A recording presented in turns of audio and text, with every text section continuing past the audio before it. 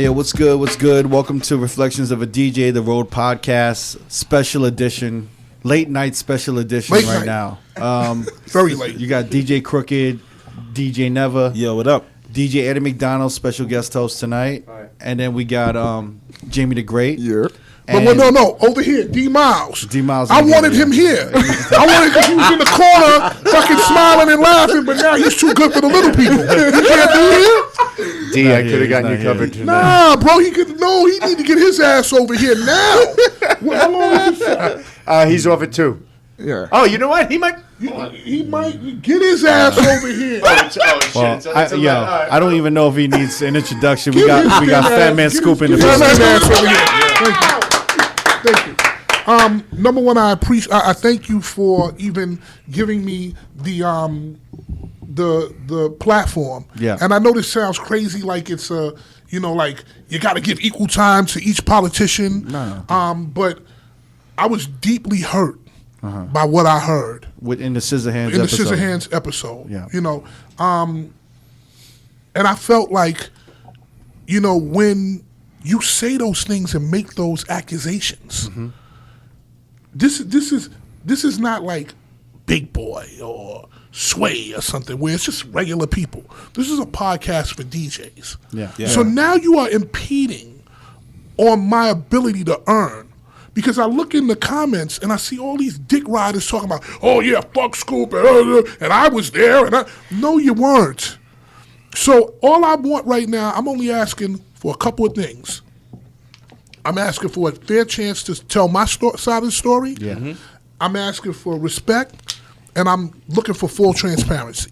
Because when I wasn't here, there were people saying, you yourself, like he said something about, he jerked me, and you're like, oh, that's foul. Mm-hmm. Cool, I can live with that. Right. But we have to have the same transparency when I go around this room and say, DJs, let me ask you a question. I need the same transparency from everybody in this room that y'all gave him. That's all I'm asking for. I just want a fair platform to discuss my issues and be real about it. I mean, you got it. You got it. So I'm gonna start because I had to write notes because as this is happening, people are hitting me.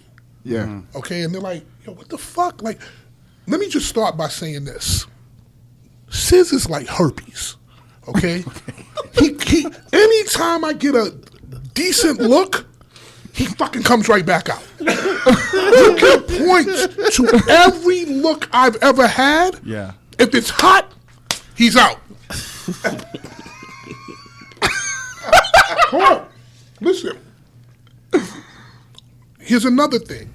For every DJ that's out there that's listening to this podcast and saying, Scoop, you full of shit or whatever, I'm not asking for you to believe me.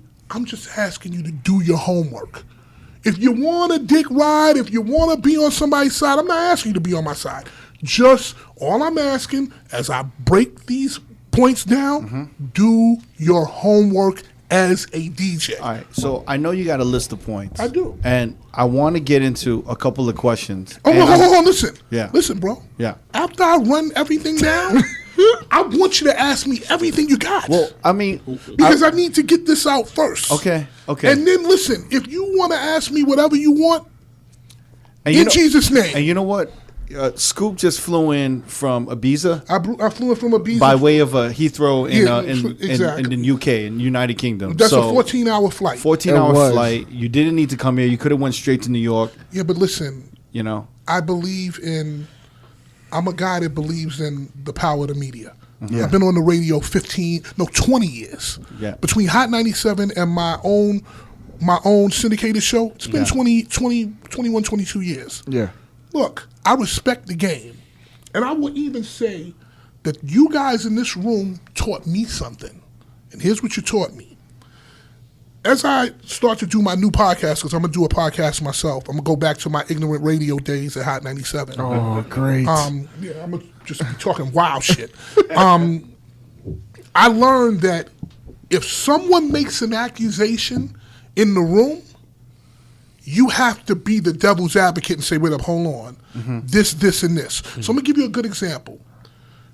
Came in one day and said, I had an interview and he was talking about Dr. Dre.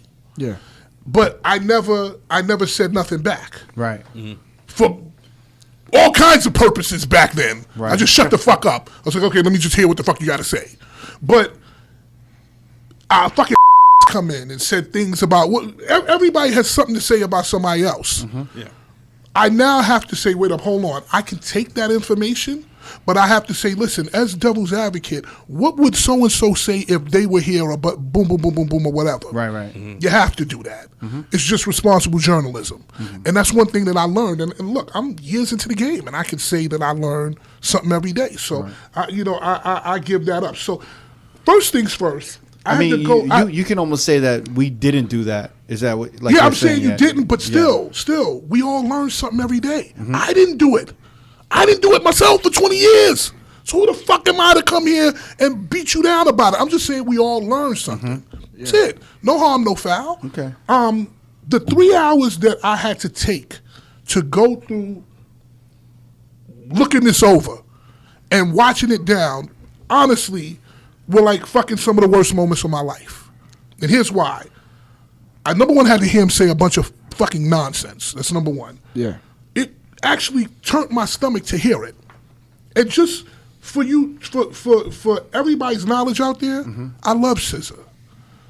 He's a different kind of dude. He's a fucking whatever. He's different, but I love him. And I was down to just keep it in the back. But when you take it to a public forum like this, you now, number one, you're fucking with my ability to make money, and you're fucking with my reputation. And the one thing that I can say to anybody in this room, y'all can go do your homework. Look up on me. Look at how I do business with people. Just go and do your homework. You don't even have to be on my side. Just do your homework. I had to make a document. Literally, I fucking made a document because I wanted to make sure that I touch on everything. And I'm going to start from the beginning. So, Sis said, I'm a dude from the Bronx, and that is not true. I'm from Harlem, New York, okay? I come from Schomburg Plaza. I actually lived on 109th Street and 5th Avenue, which is like the edge of Harlem into Spanish Harlem. So, I hung in Schomburg Plaza, which is right across the street on 110th, and I also hung uptown in St. Nick Projects. And then I also hung on 1199 side on First Avenue, which was Cameron. So you were on the east and west. And on the east and west. So that's how I knew Dame Dash from being young from the 9 and all that. And then the way that and I'm going to talk about this right now, the way that I got into the business, I was a rapper. So I used to hang in St. Nick Projects in front of a building called 225. On the second floor, there used to be a guy making music every day, and we never knew what he was doing, but we used to rap, right? This guy's name was Teddy Wiley. Yeah. Just Teddy Wiley. Building 225, again, do your homework. We were the rappers of the neighborhood. I was a rapper, and I had a crew of DJs with me. And they were really, really, really fucking good, like competition DJs. Some of you out here may know them as the X-Men. So my DJ... That's West Harlem, yes, too, yeah. Yes. My DJs were Sean C., who went on to be... I went to high school with Sean. Okay, so... Cardinal Hayes. I went to Hayes, bro. That's fuck out of here. Yeah, I did. Wow. I was 2 years... Oh, shit. So come on, I know all... who was in there? Who was in there with you? Mashburn. No, Mashburn was in there with you, but who did Sean fuck with back then, That's man? crazy. So amazing. Your man was... He was down with Dame Dash. Gary. Big Head Gary, Big Head Gary from 10th Street. Yeah. Who else was in there? The names are not coming to me right now. But I was in there 2 years ahead of you. So I was a senior. I was in 4F when you were like in 2 whatever the fuck. Man. Okay. Right?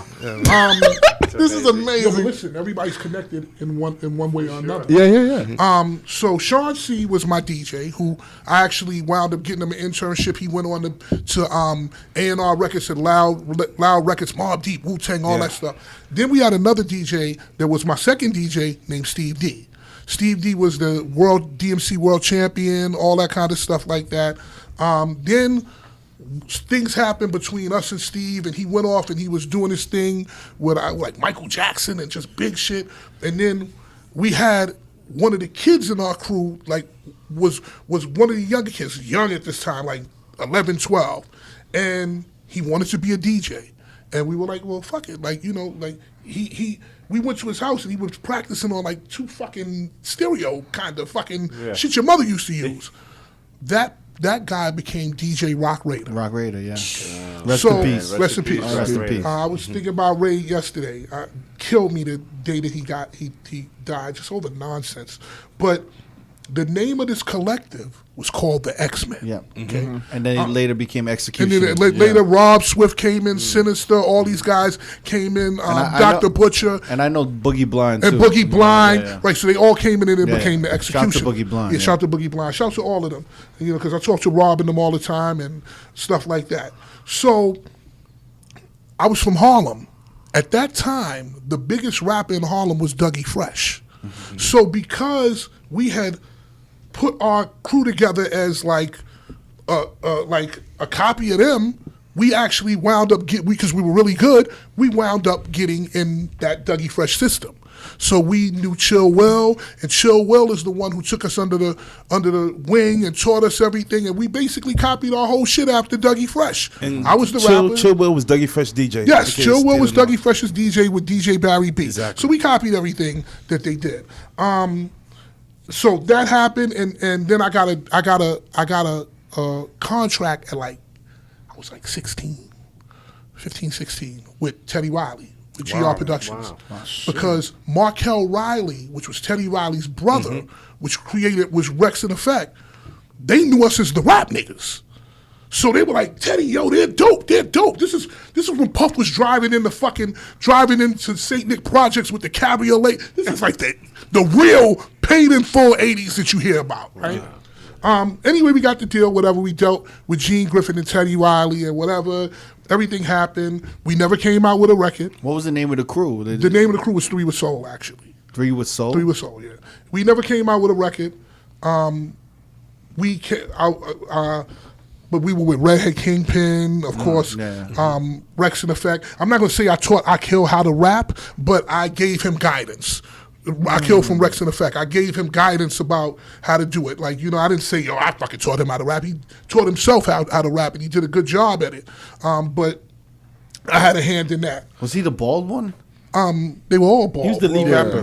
He was the lead. Oh no, Brandon, God bless the dead. Brandon had curly hair. He was the pretty boy. Yeah. But he was the lead rapper. Akil was the lead rapper. Shout to Akil. I love you, bro. What happened was so that you understand, because he just said I was a rap promoter that was giving people the records. That's absolutely a lie. I was a rapper. The deal with Teddy Riley and Gene Griffin, Teddy Riley broke away from Gene Griffin. It was over. Chill Will took us to Puff. And Puff, at that time, I was rapping hard. Like, I was trying to, I was rapping hard. I mean, what was your style as a rapper? It was like, I was rapping hard, like Rakim or anybody of that day, like hard, what you would call hard rap then. So, Chill Will took us to Puff, me, Sean C., and Steve D at that time. And Puff said, yo, this is dope. I'm down to sign you. Let's rock. Let's do it now. This is like right at the time. He was still at Uptown, Yeah. But he was making the transition to Bad Boy. It was like right before he got fired. I remember. Matter of fact, it was in Uptown because I remember going in one of the rooms and Mary J. Blige had 2 like Puffs, like back then, and that Mary's a fucking icon. Like she didn't even put a record out yet. I was just walking by, hey, how you doing, girl? Like that kind of shit. Then Puff said, I want to sign you, but here's what I want to do. And again, DJs, do your homework. If you think I'm lying, ask Puff. He said, yo, I want to put you in a suit and tie. And first I want you to rap hard for the streets. Then I'm going to put you in a suit and tie and let you be for the ladies. Who did that person wind up becoming? Biggie. Yeah. He had that idea from the beginning, man. Wow. Listen, Biggie wasn't for me. I wasn't supposed to be Notorious B.I.G. But that's like the heavy D. The heavy D formula. Yeah. The heavy D formula. I learned early that although I knew the killers and the real niggas from my hood, I wasn't no killer. So if you rap and you do that, but you're not a killer, eventually they're going to test you out in the streets. Yeah, pull your card. They're going to pull your card. So when people see Fatman Scoop, I don't care if it's a gangster, a killer, a politician, whatever, they all start going like this. No matter what. Fatman Scoop, Crook McClan, because I'm known for that. Yes. But what if I was the guy who was acting like a gangster? That's why when you have these guys that talk tough, going into Cleveland, going into Texas, going into wherever, you got the niggas from that town that's like, oh, you real?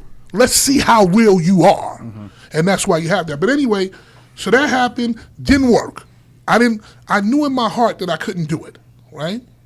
So we came back months later, maybe 2 months later, with a different demo. Now I'm getting into my real shit, what I really feel in my heart. Sounded like De La Soul, some experimental shit. Puff said to me, yo, what the fuck is this, man? The fuck is this that you giving me, man? He said, I can't do nothing with this. I said, yo, Puff, I don't feel the tough shit in my heart, man. I just don't feel it. I said, listen, how about I do something else? And he was like, I said, can I do something like in the business? And he was like, you'd be great for record promotion. And I was like, what's that? He said, yo, man, we give you the records, you go to the radio station, you talk to the fucking guys, and you get the record on the radio. You funny, all that shit. It'll work. You can do it. Come down on Monday.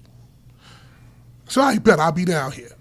During that weekend, Diamond D, Joe Kirkland, went to Hayes in my year. Yeah, exactly. So now I go to Diamond D and I'm like, yo, bro, you know anything about record promotion? He like, yeah.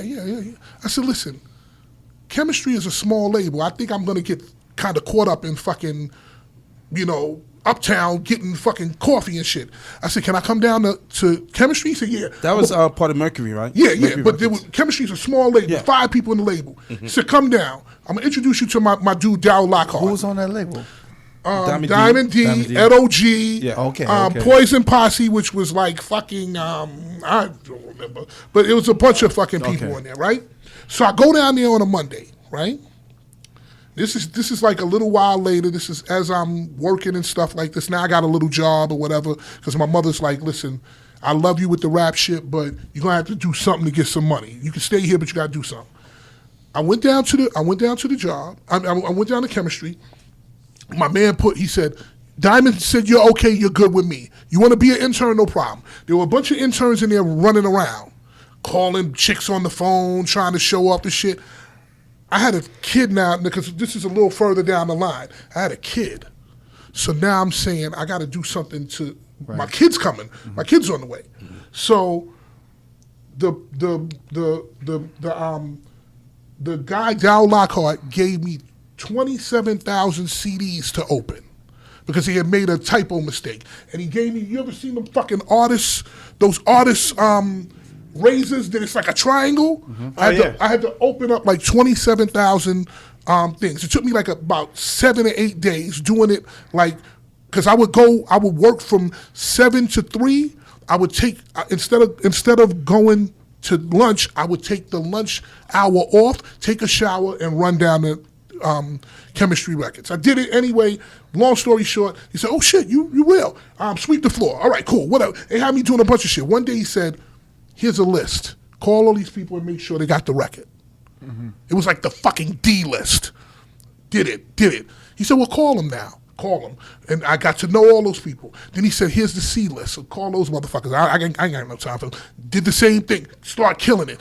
B list. Same thing. Then he saw me, like, I'm doing it now. He said, I'm going to give you some of the people on my A list and I'm going to focus on, like, the real dudes. I did it. Next thing you know, about 5 months later, this is 5 or 6 months of sleeping 4 or 5 hours a day, because at that time I used to live in the Bronx with my girlfriend who became my first wife. I fucking was killing it, and I got a phone call from Albie Ragusa, Tommy Boy. And now at this time, Tommy, he was the fucking man. Like, he was the fucking man. So to get a call, he was the guy who was doing all the shit on the back of the source. He was the fucking man.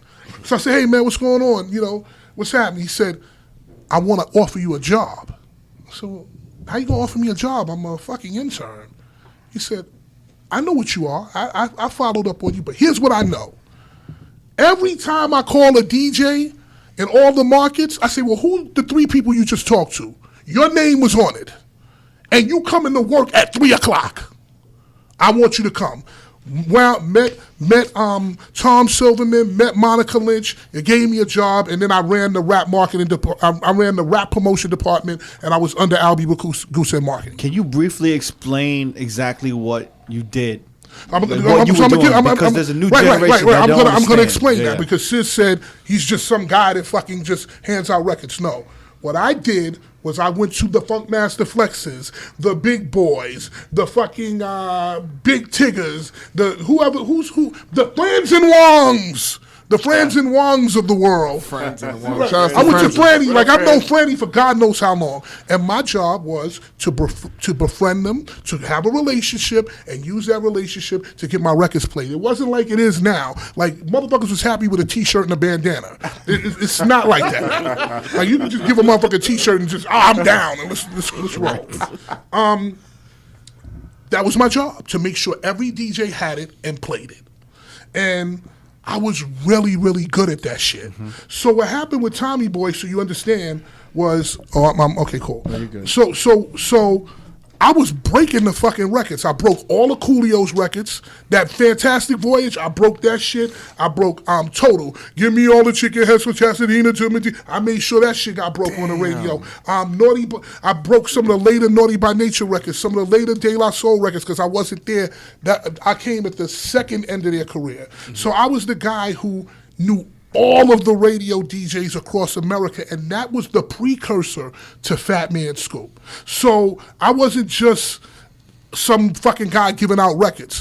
What happened with that was, and I'm going to just say this and we're going to move on, I wound up, because I had my own style, my own lingo, and my own way of doing things, it was infectious in the office. So Tom Silverman and Monica Lynch had an idea. They're like, yo, fuck that. Put him on the back of the fucking thing. So what they did was they were almost making me the star, so that when I got on the phone with the DJs, they were like, oh shit, it's the Fatman Scoop is on the phone. Let me fucking take the call. Because that was like another level of power.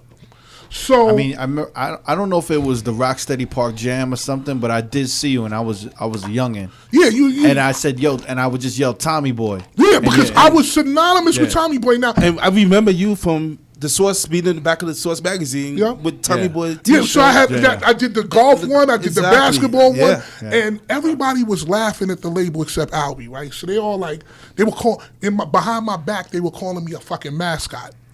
I'm good because I know what I'm gonna turn this shit into. And I fucked around, and then I got to the point where they didn't know what to do with me. Because now if I would have wanted to rap, I would have been an artist. I was like close to fucking. I just never told them I rap. I could have been an artist.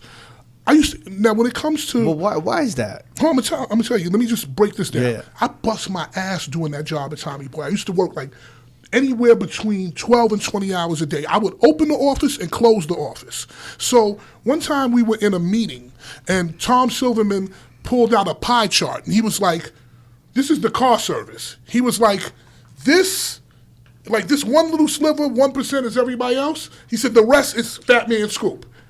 Wow. And they all started laughing, like clowning me. I said, let me break something down to you.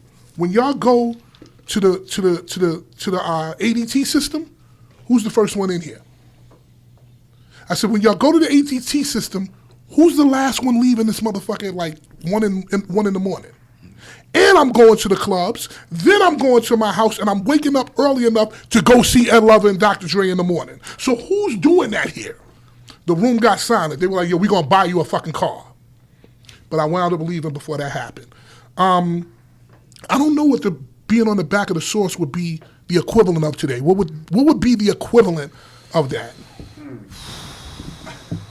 That's a good thing, man. I don't know. What would the equivalent of that be, man? I mean, I would say the Source signified hip hop. So if you were in hip hop, you had to buy the Source. You had to buy it. So it would be. What would the media equivalent of that shit be? It would be something like one of those like social media, like the Shade Room or Yeah, I'd Baller be like Alerts, the you face know? of the fucking Shade Room or Kind some of, a shit little like bit that. like Yeah, like that's wild, but that's what it would be. Or you'd Or be complex, yeah. like Sway Yeah, or I'd somebody. be Or like I'd be something. Like, I'd be like fucking Hype beast or something. yeah, whatever the fuck it was. That's what I would be. But so I got that, and so then I wound up doing that so much. I was at Hot 97 every day, promoting records to Ed Lover and Dr. Dre and making sure Dre spins the records. I was there so much that my language and my style rubbed off on them. So they would be saying, "Oh, my excuse me for spitting, brother. I don't want to spit in your face." Okay. I know Sis was spitting too or whatever. You just in the spit position, bro. You're in the position for getting spit. yo. Sorry. It is life. Don't sit in that fucking chair. Let him sit in there. I was at Hot 97 every morning. So my language and my ways were rubbing off on Ed Lover and Dr. Dre. So they would be like, "Get at me, brother. Right on, brother. Dynamite. Solid gold. Right on." And that got the attention of Steve Smith. And that's how I got the job at Overnights on Hot 97. So that's the truth. Damn, It's some real shit right there. that's amazing. I remember your overnight show. I used to curse. I used to do everything like. I was working in a toll booth on the New Jersey Turnpike. Look at that. That's a blessing. And look at where you at now. No toll booth, no fucking toxic gas. No hair. No hair. That's probably because you were out there fucking inhaling all that shit. So I'm gonna go on to how I came to deal with Riz and Sizz. So Okay. from Sis says that you met up with Riz at the station, right? Okay, so here's a Yeah. story. Riz is a legend in this game. So back then there was just Hot 97. It was the only station on the planet playing music. Other than that, you had college radio. So college radio would be the 97 of now, or like, you know, that's all you had. You had P. Fine, you had all these guys with Stretch and Barbito, Right. and then you had Wild Man Steve and Riz. Yeah. Riz was the DJ. Because I was the radio guy, I knew Riz, right? Sizza didn't know that because he was over there doing whatever he was doing.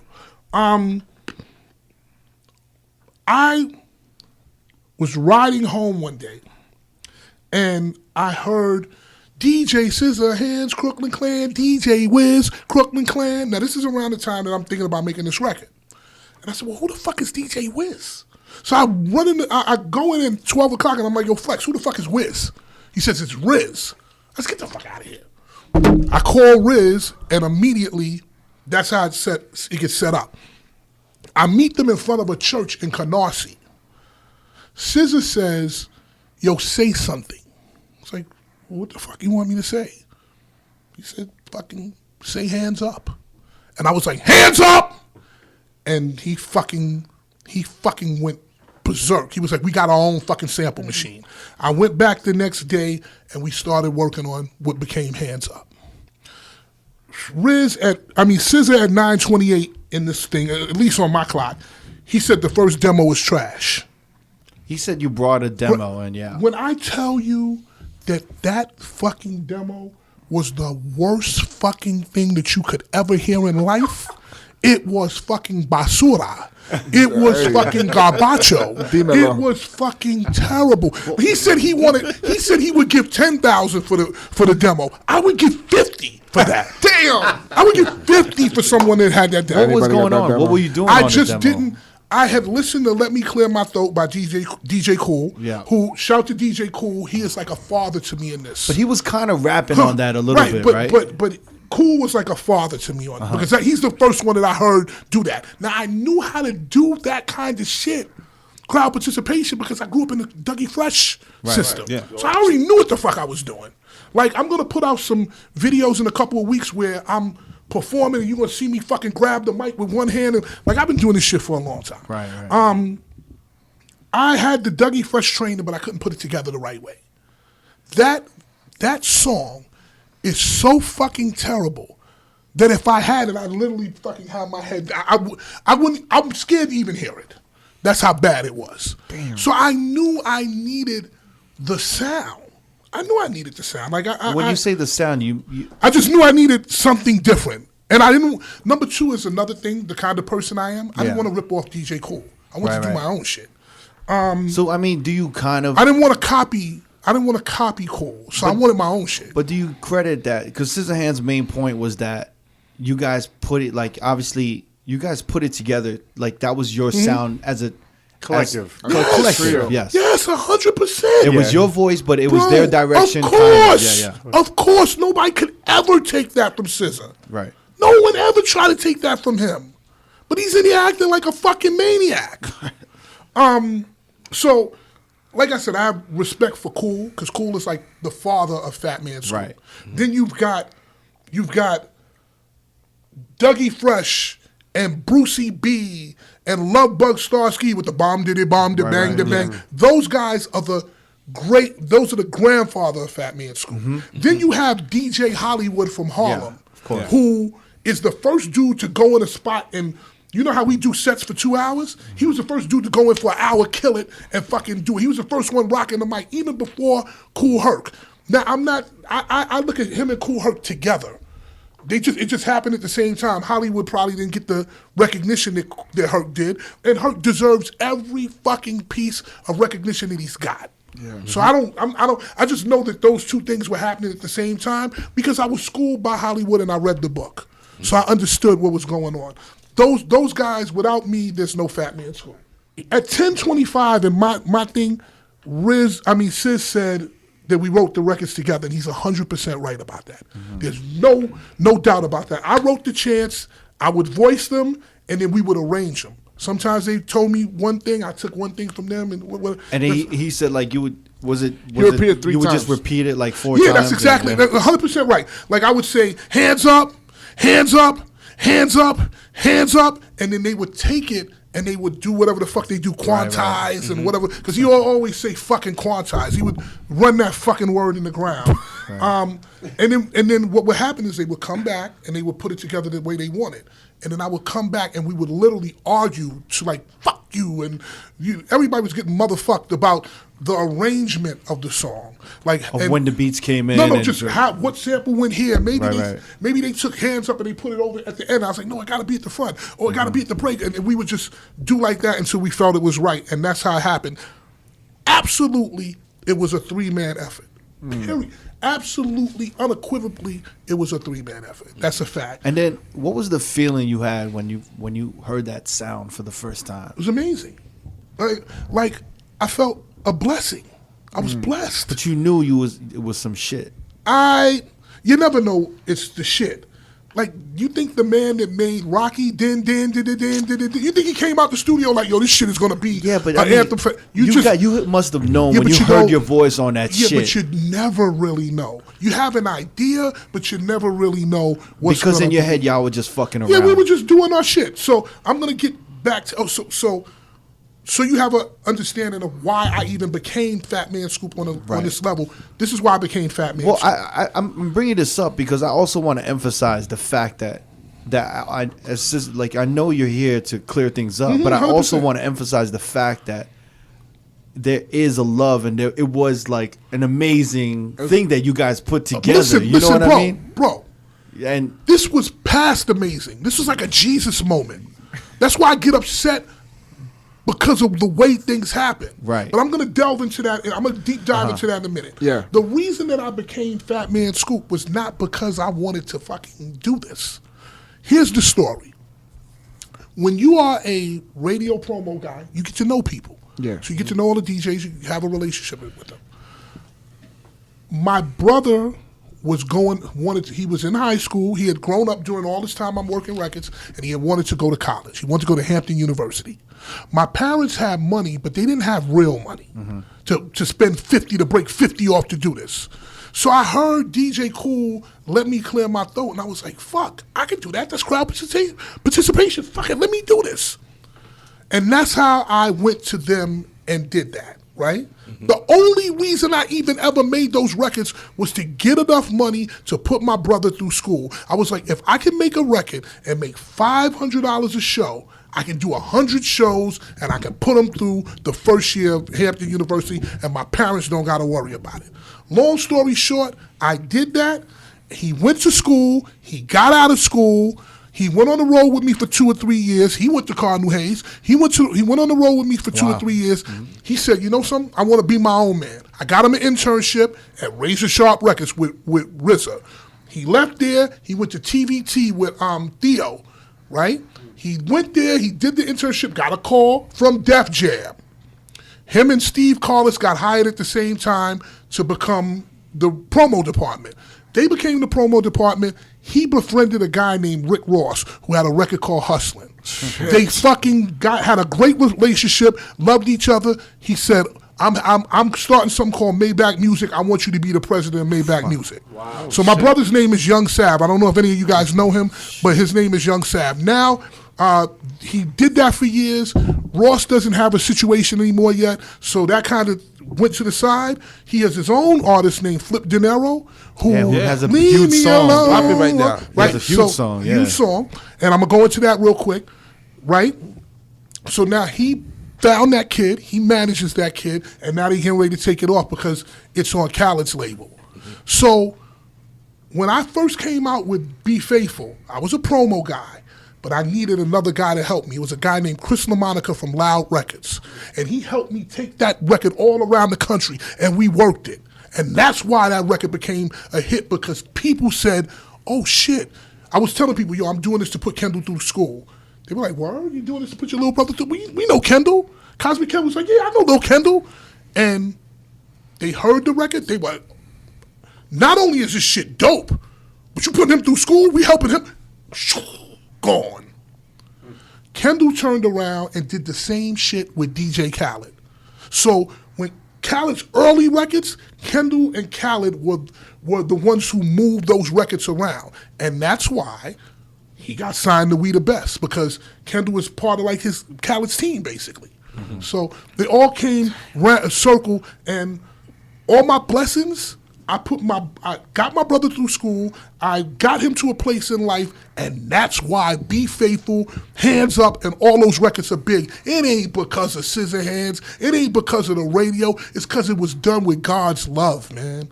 I did something for somebody other than myself, and that's why this is moving 20 years later. Facts. Shit. It's real shit that I'm just giving you. I know maybe nobody give a fuck about it, but it means a lot to me. So when SZA comes up here and say this kind of shit, I gotta come and say what it really is. So anyway, the first person to play it, because he said the first person was Ted Dillinger, maybe in the club, but the first person to play that record ever was Flex on the radio. Back then, we used to have acetates. Oh, yeah. Yeah. I got the acetate from the pressing shit, and I took it to Hot 97. This was the Hands Up record. Flex got the acetate direct from the facility. I fucking gave it to him, and I said, maybe I'll play it in a day or two, whatever. I gave it to him early in the day. That night, I heard, where my niggas is? I said, oh shit, Flex is playing it already. So I never had a conversation. I walked in at 12 o'clock like I didn't know what the fuck happened. I didn't say nothing. Next day, where my niggas at? The next day, the day I'm like, for 5 or 6 days, because he's the only dude with it. Right. Then I get the test pressings. I put the test pressings in the air booth. If you ever been in Hot 97, there's an air booth. There's a big table. I put the test pressings in there. Shit was gone. I said, okay, fuck, all right. I never forget my man Jerry, a.k.a. Nobody. He called me one day. He was like, yo, this shit is booming in the streets. This shit is booming. And if you listen, like Sis said, the production was crazy on that because there was a dude named Petey Mix, and he mixed the record high. He mixed the record high. I don't know what the fuck they were doing, but he mixed the record high.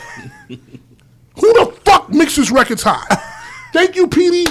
In Jesus' name, but you mix the record high and you know that. Who mixes records high, bro? Who the fuck no, there's probably many people that mix there's probably more people than you fucking know that mix the record high, right? So then, later on, SZA, in this interview, SZA says that he never asked for permission to sample any of these records. Mm-hmm. That's a lie. Because I was the one who would ask for permission. Being that I was on Hot 97, I would go to the label. I wouldn't go to the label, I would go to the artist. So I went to Buster first.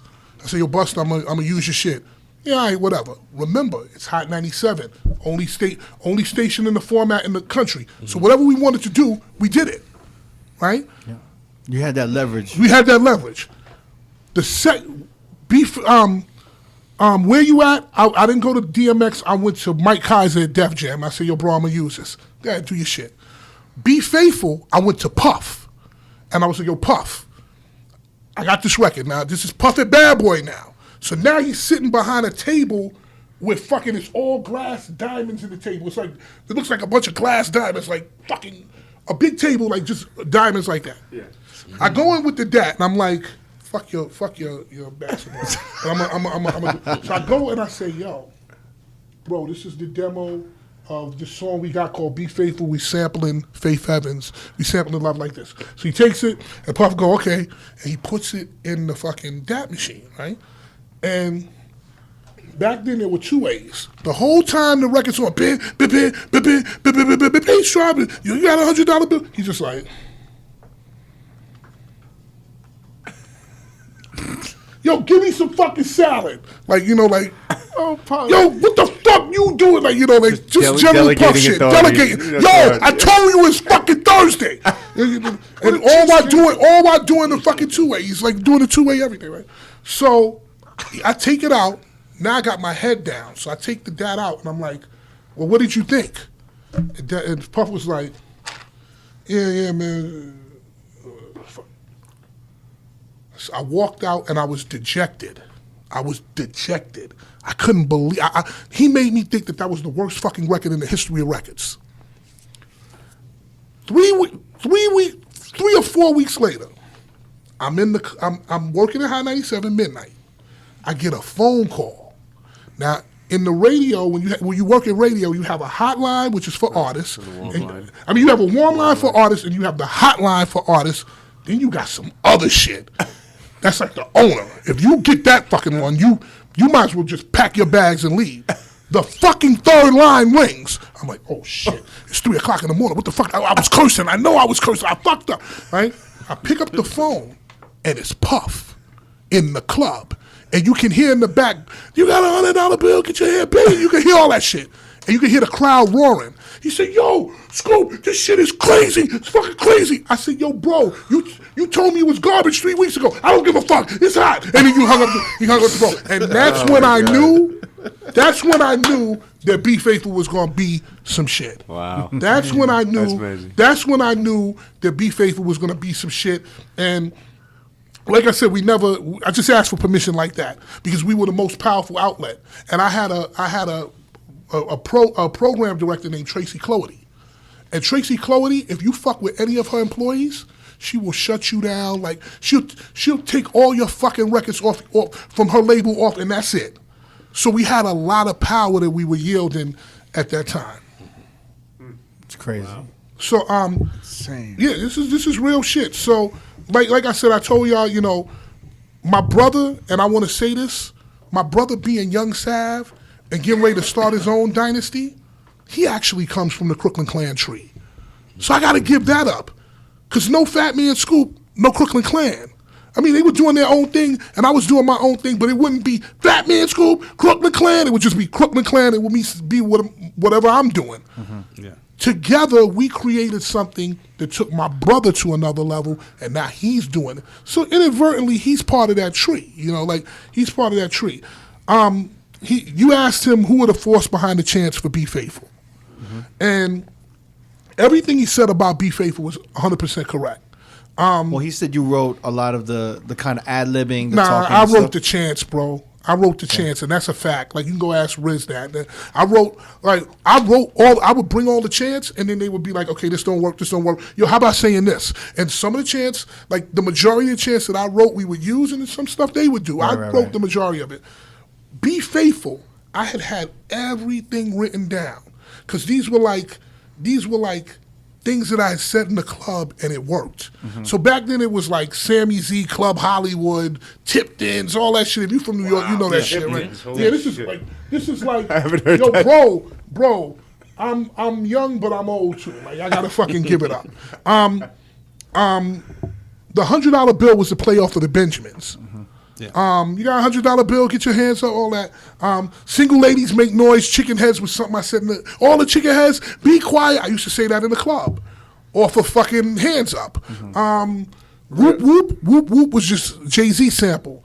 Engine number 9 was SZA. That was him all the way. That was him. He was like, yo, we got to put this shit in here. I was like, okay.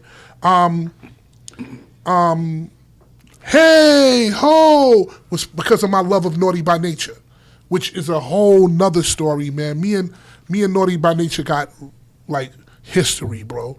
But from me working at, they saved my life, man.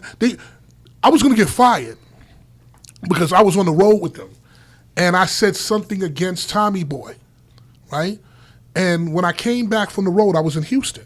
When I came back, everybody was looking at me weird. I was like, what happened? They said, yo, you went against the label, man. Yo, they've been talking about you all day. So they were like, yo, you're going to get fired.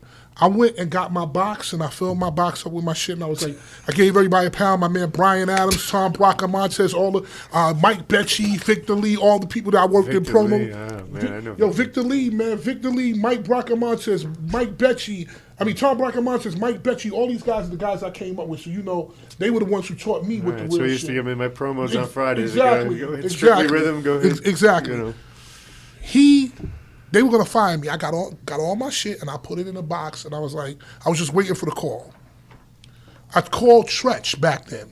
There was no nothing, like you had to beep somebody and then they called back or whatever. Yeah. And Treach called back and because he knew it was my code. I said, yo, man, listen, I love you. Thank you for everything you did, man. You've been real. You've been one of the realest motherfuckers to me ever. I love you, man. He said, why are you talking like you fucking dying? He said, because they're gonna fire me. He said, give me 5 minutes. Hung up the phone. Said, give me 5 minutes. He hung up the phone. I got a call, and Tom Silverman called me into his office. He was like, listen, they just told me that if you get fired, they're coming down here with all of Newark, and they're going to throw rats in here, and they're going to fuck people up in here. Jersey they're will going be to in the fuck people up in here. Said, so you're not getting fired today. Good move, Tom. So here's what's going to happen. You are now in charge of anything Naughty by Nature. Because obviously he fucks with you. He don't answer our phone calls. He don't do nothing. You're in charge of Naughty by Nature now. Wow. If we need anything, we deal with you. And then the man wrote me a check. I'm not going to say how much he wrote me a check for, but it was a bonus. Wow. And he put it in my pocket. I went back to my room. I said, what the fuck just happened? So, yeah, what would have been a termination actually was an upgrade. It was a fucking upgrade. It was a promotion, so, to this day, when I see Treach, I have nothing but love for him, KG, and Vin. And just in case our listeners don't know, Tom Silverman is the owner of Tommy Boy Records. Yeah, the owner of Tommy Boy Records. And then, so what is it that you said, or what was it? Were you like? Do you remember what? I don't remember what I said. It was like something like they were arguing with the label with Tom Silverman or whoever it was. Steve and you were siding with Naughty and I was siding with them because again, I believe in right and wrong. I don't play that kind, and that's kind of the reason that me and Sis don't see eye to eye because I don't play. I play from a right and wrong place. And when I got back, they were firing my ass like a cheap pistol. My fucking code for the ADT didn't even work. I said, oh shit. When the code for the ADT didn't work and I had to ask the lady, I said, okay, I'm fucked now. So then I knew it was real. Then I was walking through the hallways and I looked like, it was like I had the plague. Wow. He said, yo, I said, man, I love you. I was saying all kinds of shit like I'm walking to death row. He said, yo, just chill. Got hung up. Tom Silverman hit me, come to the office, because it was before email, there was something called, I forget what the name of it is, but it was an inter-office shit where you could hit people and let them know because the office was huge. He said, listen, you are now in charge of Tommy Boy. You're not getting fired today, but you're in charge now. Because he won't talk to us, he won't fuck with us, but he told me, if y'all fire that man, we're coming down here with Newark, New Jersey, and we bringing the rats with us. Because they would take the rats and throw it in Tommy Boy. They would do that shit all the time. Fatman, yeah, I want to ask you a question. I heard that back in the days when they got into beef with Naughty by Nature got into beef with the label. They'll come into the office with rats and throw it in the office. And snakes, everything. So that fucking National Geographic. Real shit. No so shit. to this day, when I see Treach on site, like I'm going to see Treach in November at R&B Fridays, a concert I'm doing with me, Salt and Pepper, fucking Usher, Lil Jon, like all kinds of people with Naughty's on there. Where's that at? It's in Australia. Oh. So whenever I see him, I always got love for him. When you roll with Naughty by nature, you rolled a different way. So here's the deal. If you are out on the road, we don't give a fuck if you publicity, marketing, rap promo, anybody. If there's a fight that happens and you don't swing, you getting fucked up. I remember we were in a club in Houston one time, and a dude, you remember when Treach used to wear that big fucking chain? A dude said like this in Houston. He grabbed it and he looked at it like, fuck is this? Treach was standing flat-footed, and he said, boom! From a flat foot, like, bang! He hit the dude. The dude fell out, and as he was getting knocked out, they dragged him out the club and threw him outside. Real shit. So we can go through this. So yeah, I want to go back to and there was no draft for Be Faithful, like he said. I never sequenced the records. I never had anything to do with that. They did that. So there is no one better in this business that can take Fatman Scoop vocals and make them something than Sizzahandz. Period.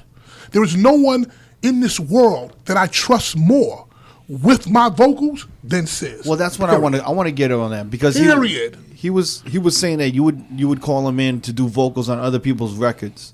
No, because that's we weren't even together really like it. But you remember when he did mention that you would get nervous in the studio or you were Why more would comfortable. I be mic shy? I was fucking a rapper already. Like, but that's I don't know what he's talking about. Like, this is what he said. Yeah, he said it when you had to go work with Timbaland. He didn't even know Timbaland. He wasn't even there. Go do the chronology. He wasn't even there for that. Oh, that was way after. Again, DJs, do your homework, man. Somebody go on social media and ask Timbaland if he even knows Sizzahandz. Mm-hmm. That's a lie. It's a lie. He wasn't there for the beat nuts either. A lie. Don't lie, bro.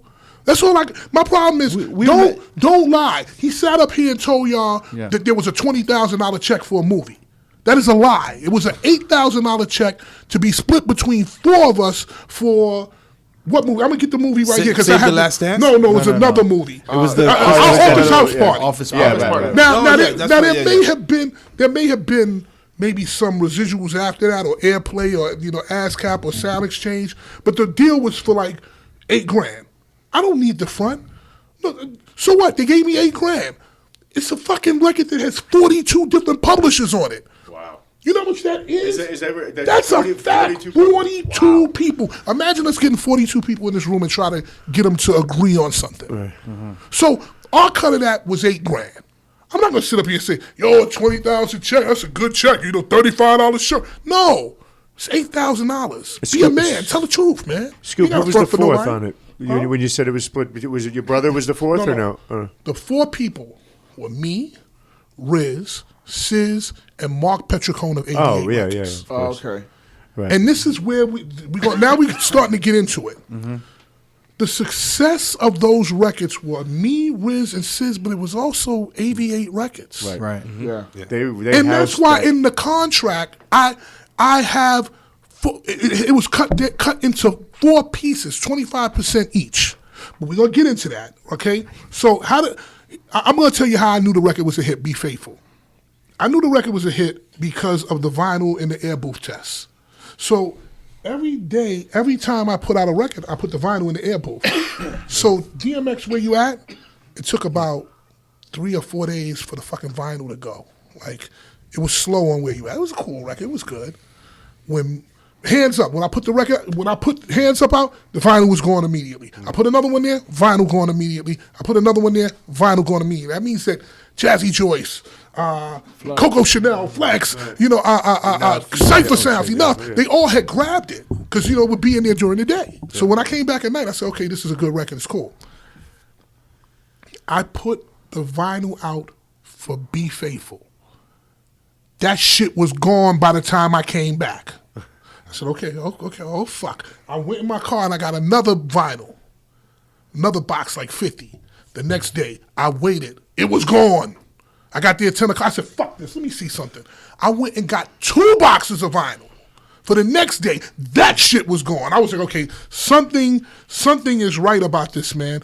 When it was like 12 or 13 weeks into the record, and Jazzy Joyce was playing it somewhere. And that was just the moment that I knew that it was big. Right. Again, I mean, you were instrumental in getting that record out to the DJs and getting that out to the public. 100%. Here's the facts. Yeah. That record would have been cool. It would have been, the Fatman Scoop records would have been good if they did them. They would have been solid records. Yeah. But when you know every DJ in every market that is the difference maker, that is the Flex, the Franz and Wong, the fucking Big Von, the Big Boy, the fucking LA Leakers, when you know every DJ and they fuck with you and they playing this, that's what made it happen. But I want to say this. That is what gets it on the air. The real reason that those records go is because of you guys. Yeah. It's the guys that nobody knows, the guys that do the wedding, the guys that do the fucking bar mitzvah, the guys that DJ with 50 people in the room, the guys that are over here, the guys on the fucking cruise boat, the guys here, the guys there. It still works. It's still to this day. But that's the Flexes and the Franzens and the LA Leakers and the DJ AOs and the DJ Envies, they make the record out there. But the little guys that you don't see, that's the fucking army. Yeah. So you guys made this happen. We got it out there, but you made it happen. And that's a fact. Damn. Bottom line. So I will say Save the Last Dance was a big check. Now here's why Save the Last Dance was a big check. Here's why Save the Last Dance was a big check. Because they made a deal with me where I redid the vocals. They took another beat and put it on there. So now we don't have the 42 people on our back. So we got cut a check. In Jesus' name. We got cut a check for that. Sis said in the interview that they quote unquote taught Mark Petricone a lesson. Right? Yeah. With Thug Anthem. With Thug Anthem. Yeah. So that right there, during that time, is where the problem started. Here's why. He didn't go into detail on that. So I'm going to go into detail for you. They had a contract with Mark Petricone where they got paid a certain amount. I don't know how much it was, but they were supposed to deliver like 5 records for that money. They gave him the shit. And then when it came time for Thug Anthem, they took that and ran with themselves with it. Keep in mind, I had a contract in 15, 16. I knew about contracts. Like and Sean C and all of them will tell you, Steve D, when we were negotiating the contract when we were kids, they wanted to sign it. I was like, no, bro, we not signing this shit till it's right. Gene Griffin wouldn't give us our G-Arc jackets and all that shit because we didn't sign. I was like, fuck that jacket. I'm not signing this till it's right. Then I went and worked at a real legit record label with real legit business affairs people, marketing people. So I knew what was right and what was wrong. Just like I said to you a while back, I'm not about with Naughty by Nature. I almost lost my job because it was an issue of right and wrong. Mm-hmm. That's where I live in that place of right and wrong, period. So that's like you giving me $100,000 to do 4 records. I give you the bullshit ones. Then when it's time for the fucking heater, I take that off on my own and just do my own shit. Yeah. What part of the game is that? What part of the game is that? Now, you can say what they had issues with Mark on their own. So saying that's what I'm not discussing it. Yeah, that's what they did. It ain't. He sat there and said it. They taught Mark Petricone a lesson. Yeah. What was the lesson? Well, what was the beat? Hold on. Then one of you said you got the Wright brothers from them, right? I got it. Yeah. You didn't get it from 88, right? No, I got it from Riz. Okay, so that means that they had a deal to deliver these records, but when they had the heater, they didn't give it to him so he could recoup his money and move. They did it themselves. So what part of the game? I mean, since we all DJs and we all asking, is that fair? Just it. Listen. You can say what you want. We dealing with transparency. I'm taking it all in right now. So what you're trying to say is that they got a contract and they knew that let's just give them a bunch of bombers, and then Thug Anthem. This is the joint. The contract stands for what? 4 songs or whatever. Did they give it to him? I don't know. It was during that time. Did they give it to him? No. To Mark, they didn't give him. So they should have gone. They should have gave it to Mark. What's right is right, and what's wrong is wrong. But why did they want to? What was the teach lesson? Him a lesson? Okay, what was the lesson? Was he not paying them? They had issues with him that they said that he didn't pay royalties and all that stuff. Right. But now this is where I'm gonna take you to record company 101. All of these records are stolen. Will we agree with that? Yes. Yeah. As far as they're all sample records that are stolen, right? Right. Mm-hmm. Which means that if a record company comes to you and decides to sue you, they're gonna sue your pants off. Mm-hmm. Yeah. So with me coming from a real record company, when I sold the record to Mark, I sold it because he is accepting all of the risk on this. The liability. All the liability. So I'm gonna give you a good example.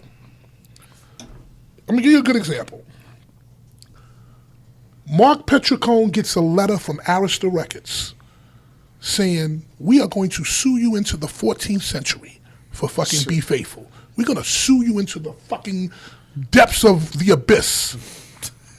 Mark Petricone runs to me with this letter because he's in New York at this time. He said, look what the fuck I got. I said, don't worry about it. Let me handle it. I go and give it to Puff. Now, we all know Puff.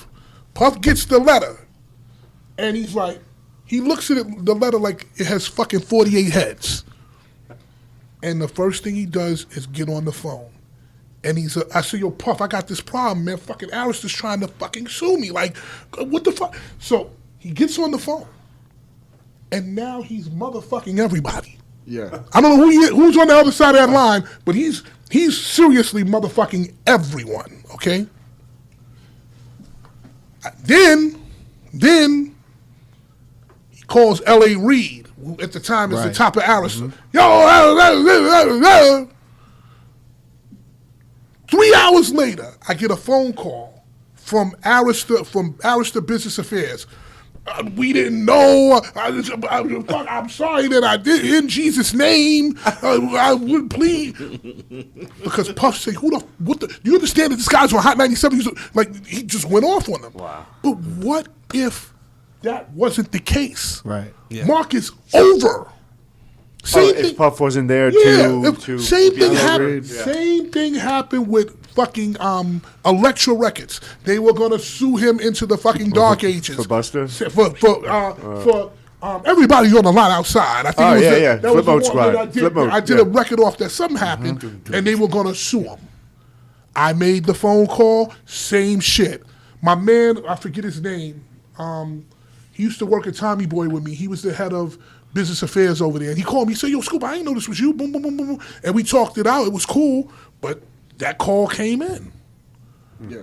So how do I allow a man to accept all the risk yet not get the reward on a stolen record?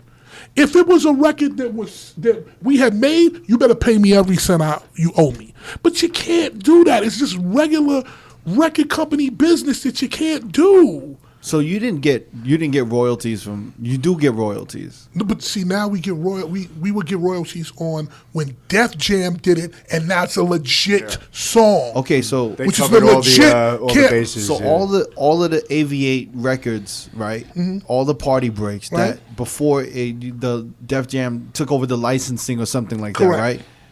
You guys just got a one-time fee. Well, yeah. And then everything else that was recouped went straight to Aviate. Now, in Riz and SZA's defense, Mark Petricone might have told them like shit that they were going to get some promises, royalties, right? But listen, I didn't ask for it like that because I knew the record business. And if I was Mark, I would have told him to operate like that. Well, because you're taking all of the risk. But did you explain that to those dudes, or you didn't know that was going on? Like, you didn't know. Have you ever tried to explain something to Sizzahandz? But maybe to Riz. I'm asking you. I know, but to Riz. Riz. I'm asking you. Riz Riz is no problem. I'm going to explain the dynamic now. Have Right. you ever tried to explain something to Sizzahandz? No, I don't think so. I have. Have you, sir? No. Yeah. Have you? Since we're going for transparency now, have you? Absolutely. How did that process go, sir? Not too well. I mean, All right, there was love at the end, but there was never a resolution. There you go. Okay. At least for me. So now, Sizz goes into saying the reason we broke up was bad business went down. Yeah. And the paperwork wasn't right. So let's go back to earlier. Wait. I want to just, before we go forward with that, I do want to talk about the Thug Anthem. So Gosh. they went on their own, right? Mm-hmm. They weren't happy with the royalties. Maybe Right. they were promised some shit. Right. And then what brought them back? Did Mark pay him the royalties, give him the bonus? That was when it started getting bad. So I was kind of more out of it at that point because I was really angry. Again, man, I just believe in right and wrong, bro. I don't. And I'll tell you this, and then we're gonna get into this later in this discussion. Yeah. When you have friends, real friends tell you the truth, and they check you on your bullshit. Riz never was able to check Sizzahandz. And he always was like, yo, I've known him longer than you, whatever. But that's not how friends work, bro. Like, I have one of my best friends, my best friend is a girl named Kim White. When I do something wrong, she be the first one to tell me, like, yo, you're being an ass right now. Because nobody's Jesus. I'm not going to come in here and say, whoo, doom, doom, doom, doom. I'm not Jesus. Right. I make mistakes. She'll be like, yo, you were insensitive. I sometimes say shit. I was very insensitive with my daughter a couple of weeks ago. And I said something in a very insensitive way. And my daughter really got mad at me.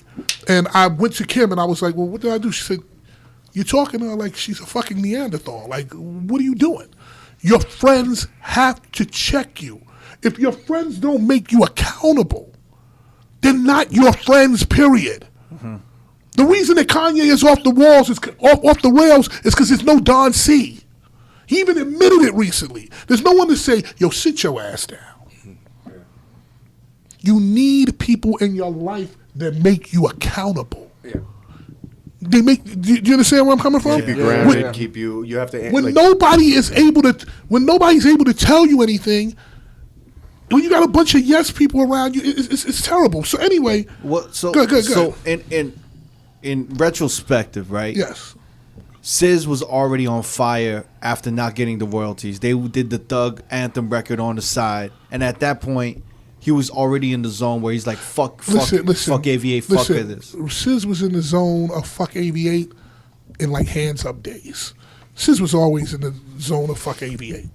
But that's what happens when you're an artist and you don't know what the mechanics of a label are. Right. So you look at it and say, well, why the fuck I don't have X, Y, and Z? But you understand there's an office, there's staff, there's returns, because back then it wasn't the digital world. Right. It was returns, rat jobbers. It's like a bunch of different stuff that goes into making a record. If a record takes, you got to take those records back.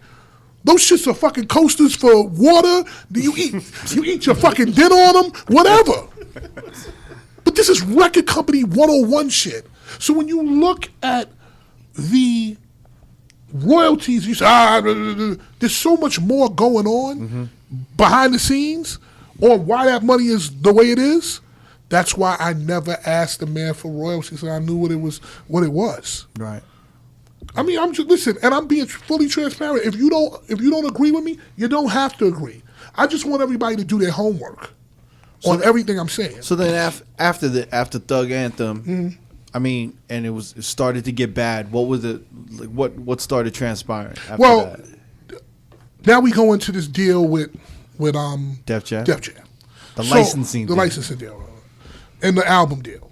So Sizz says, and his Mackay Pfeiffer lawyer that told him not to sign. I'm gonna get into that. Okay. Sizz says the reason we broke up was quote unquote bad business. Somebody get fucking D Miles on it because it's been like an hour. Get him on the phone. He needs to get over here. Sizz says he's still got another hour. 50 minutes. Sizz says the reason that we broke up was bad business and that the paperwork didn't go right. Right. I want forget Sizzahandz.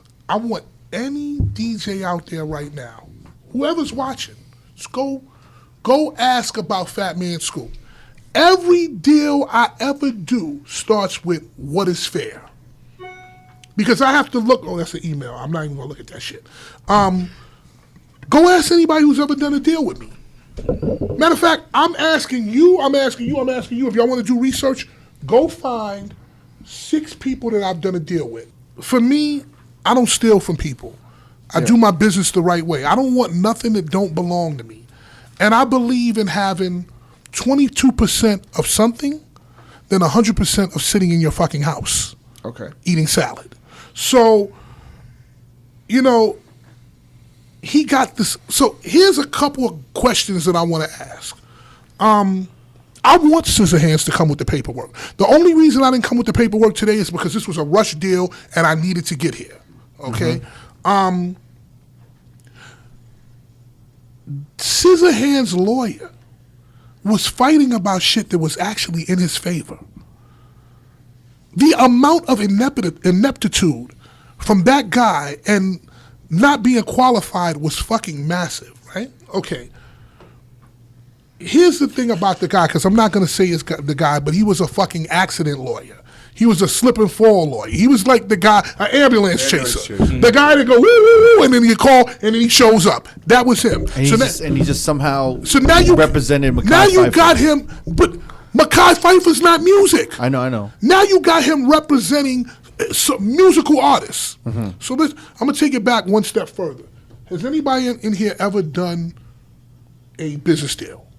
Yeah, of course. Yeah. With more than one person involved? Yeah. No? Yeah. So you've done it by yourself? You done it by yourself? No, yeah. Okay. Sure. When you have a group, it is customary for you guys to have one lawyer. When I did 3 with Soul, it was me, Sean C, and Steve D with one lawyer.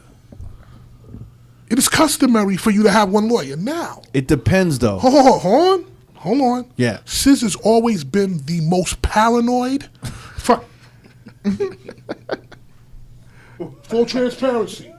Step to the mic. Is Sis paranoid? As far as paranoia, that I can't attest to. I've known Sis almost 20 years, but I mean, I've seen it. So okay, this is some erratic behavior. But you're on the fence. You're on.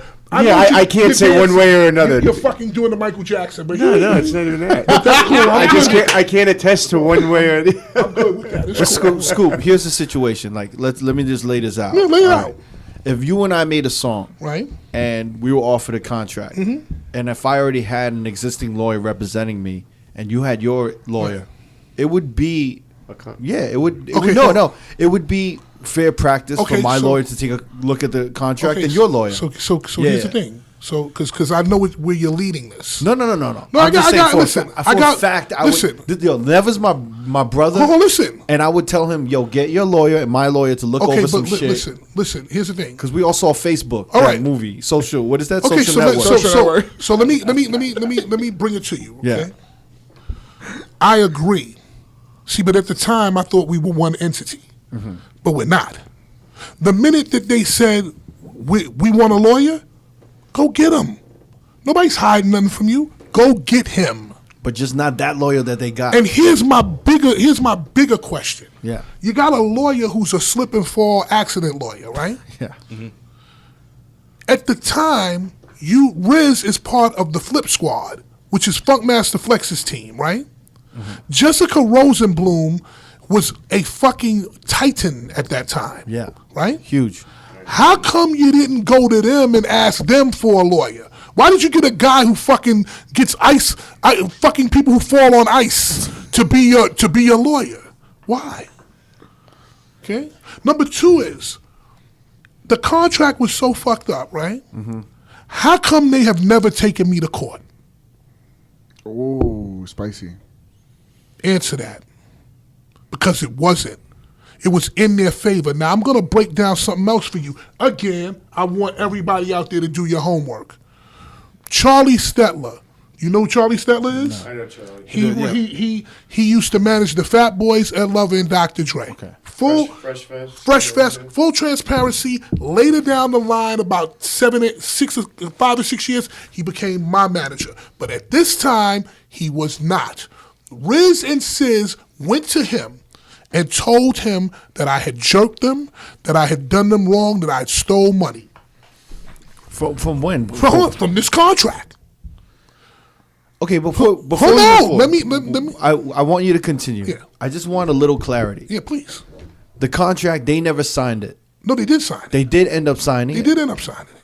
And then once they signed it, the lawyer went back and realized he made a mistake and tried to renegotiate. You're a fucking fool. This guy's a fool. So wait. We talking about the Def Jam contract. Okay. But when I'm talking about Charlie Stetler, this is after this has all happened, taken place, and done. Okay. Charlie. I'm still a little confused. Okay, well, no. Tell me. This is what I'm confused about. Okay, what? Go ahead, shoot. The lawyer says don't sign it. Okay. What preempted them to sign it anyway? Because they wound up negotiating it. So the changes were made. The changes were made to the contract. Yes. And then the lawyer fucked up. And then the lawyer fucked up. And then he turned around and was like, "Yo, I want to renegotiate." What the fuck are you talking about? How you gonna renegotiate an executed contract? You're a fool. Yeah. Hold on. To the point that Def Jam Records said we cannot deal with these guys because they're rogue. I don't care if you are a lawyer and you're a pit bull and you're a dog and you're fighting for your label, fighting for your guy. Yeah. But there's got to be a level of not professionalism, a level of, what's the word I'm looking for? Holistic approach. No, not holistic approach. That's Jesus. You got to know what you're doing. You got to know what you're doing. Let's just say it like be aware. Be aware of the situation. You got to know what you're doing. Yeah. Okay, you're on a hockey field playing tennis. So in the simplest way. Let me go back. Yeah. So this is a little bit further after this had all happened and taken place. Okay. All you can do, to be honest with you, go find somebody to deal with. I'll talk to Puff next time I see him. Talk to Puff. Talk to anybody. I want you, and DJs, do your homework. Take 6 people that have dealt with me. Yeah. And ask them what the business experience is like. And then take 6 people who have dealt with Sizzahandz and ask them what it's like. Have you ever booked Sizzahandz? No, I haven't. Why haven't you booked Sizzahandz? I've offered. When he moved out here, I offered gigs, but I don't think he's really trying to take any. Okay. And plus, a lot of the gigs does anybody in this room, full transparency, has anybody ever heard of a story in the club involving Sizzahandz? I've been in the club with him when he was DJing. Well, no. Well, you guys started the podcast. Have you ever heard any ill story about some shit that happened? I mean, like real talk. I was just there, and then he was with his man, and he was yelling at his boy. And he was spinning, and he was upset about something, but I didn't know what it was. But obviously, the energy is ill. Like I'm not gonna lie about Sizzahandz because like when we first met, it was not on the most positive energy. It wasn't the most, and it wasn't what it took. Like what I would say maybe 15. Yeah. Whenever the 13 years to clean up. 13 years. It took you 13 years to clean up with a man. And I fucking walk in here, and we all in Jesus together. So, what you have to understand. But okay, good. But in because I'm gonna go deep into this. Since we're here, we're gonna go into it. I'm gonna say something too. Mm-hmm. I mean, in New York, right? And obviously, we like. How long is this gonna record for? 4 hours. Okay, good. We got time. In New York, right? We, you know what I'm saying? Like, everyone has a wall up, kind of. You know what I'm saying? So for me, I always automatically think that SZA just has a wall up. Do you know what I mean? Like, okay, yeah. And the thing is, I think just shit works out in his head that, like, what happened with me and they thought I was doing DJ Crooklyn. And it was you know what I mean? The whole finesse with but you know something. You know what that is also. Yeah, it's a level of paranoia. It's always paranoid about something. Yeah. You can't deal with that, bro. So let me go back to what I was saying. SZA destroyed that deal. He literally destroyed that album deal. Shit. We can go into the emails if you want, man. He destroyed the deal because his attitude was, I made Fatman Scoop, I'm gonna break him. But guess what, bro? You said you made Hove, make another Hove. Make another Hove. You haven't made another Hove. And if you make another Hove, good. But you ain't breaking me, bro.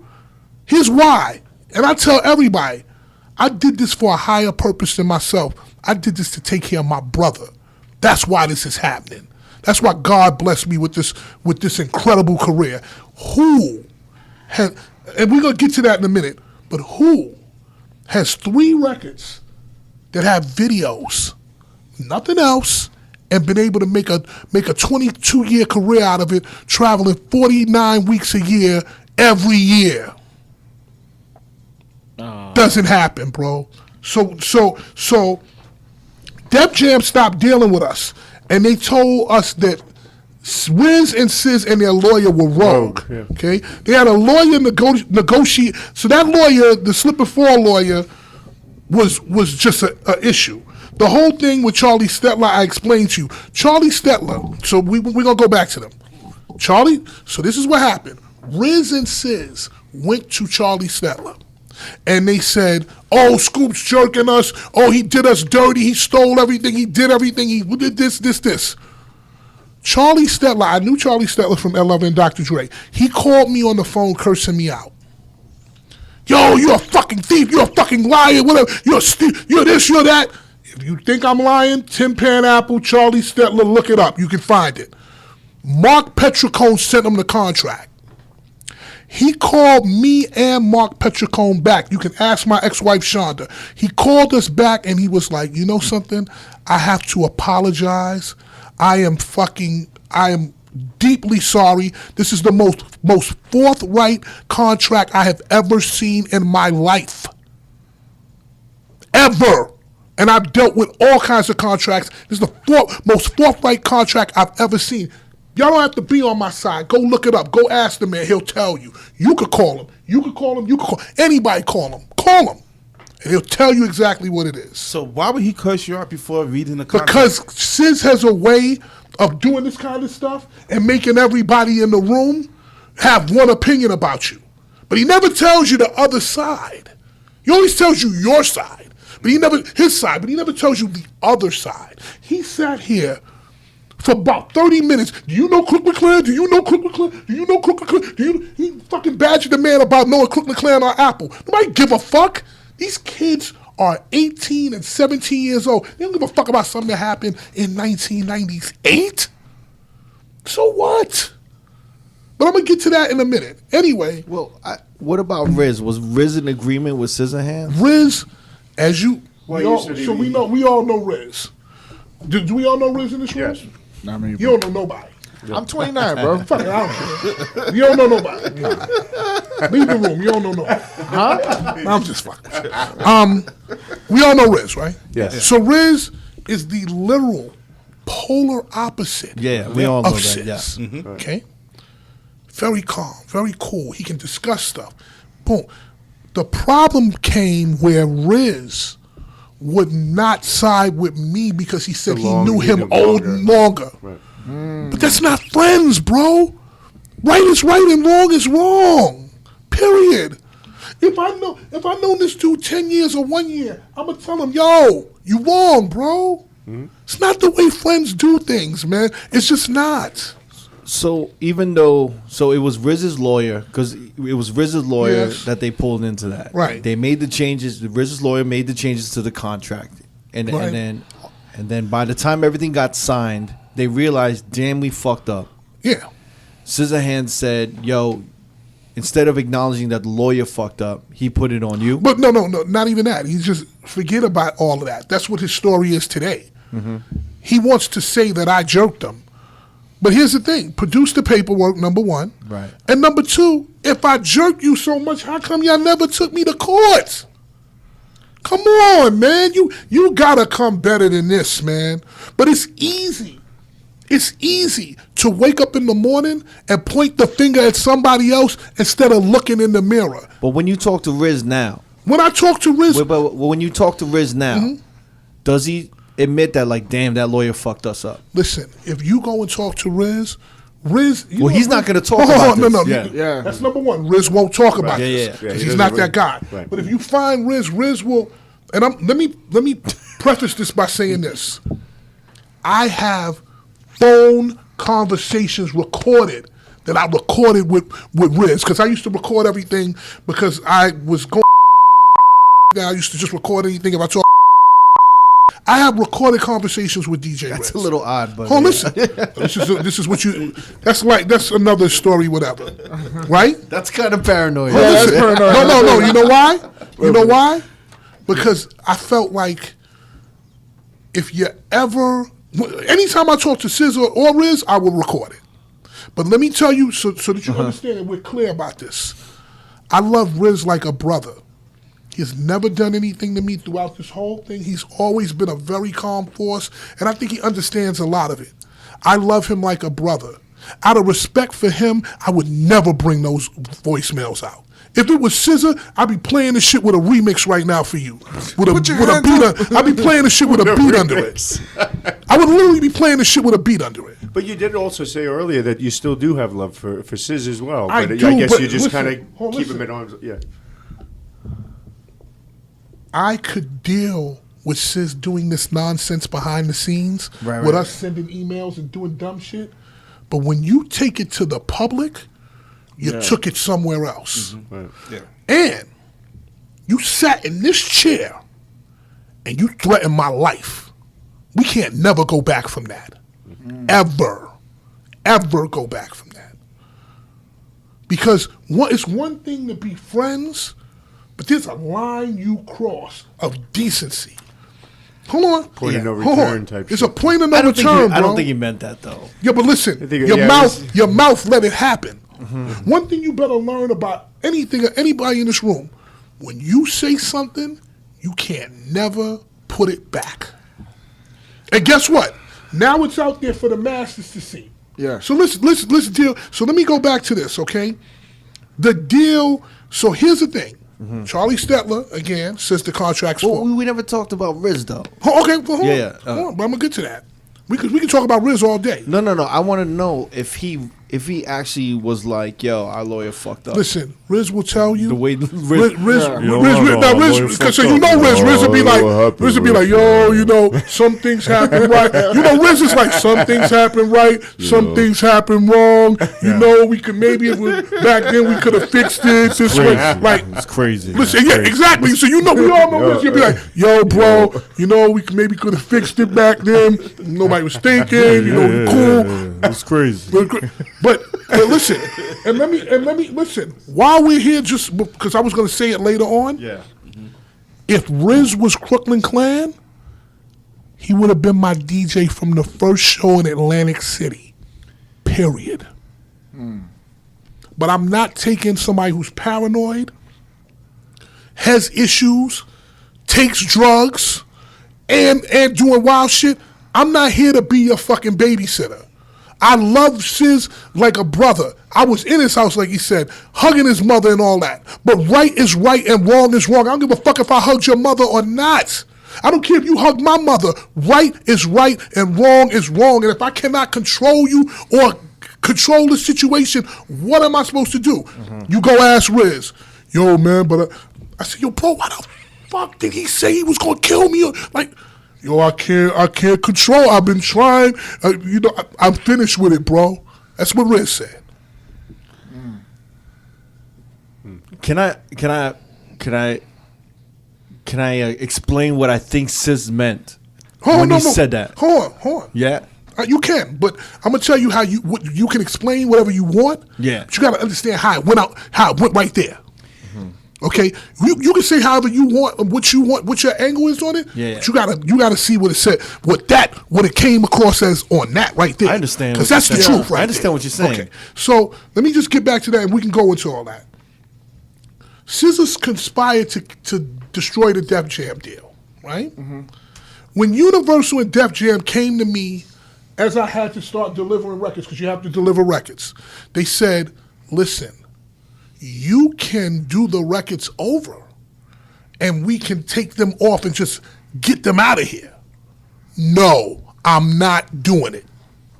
You can go and ask Def Jam.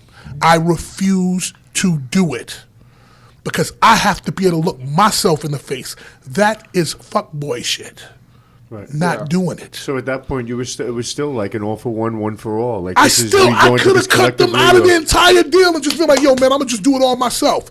They were like, yo, we have the guys who sample it for you. We have the musicians who will make it almost sound. I'm not doing it. I'm not doing it.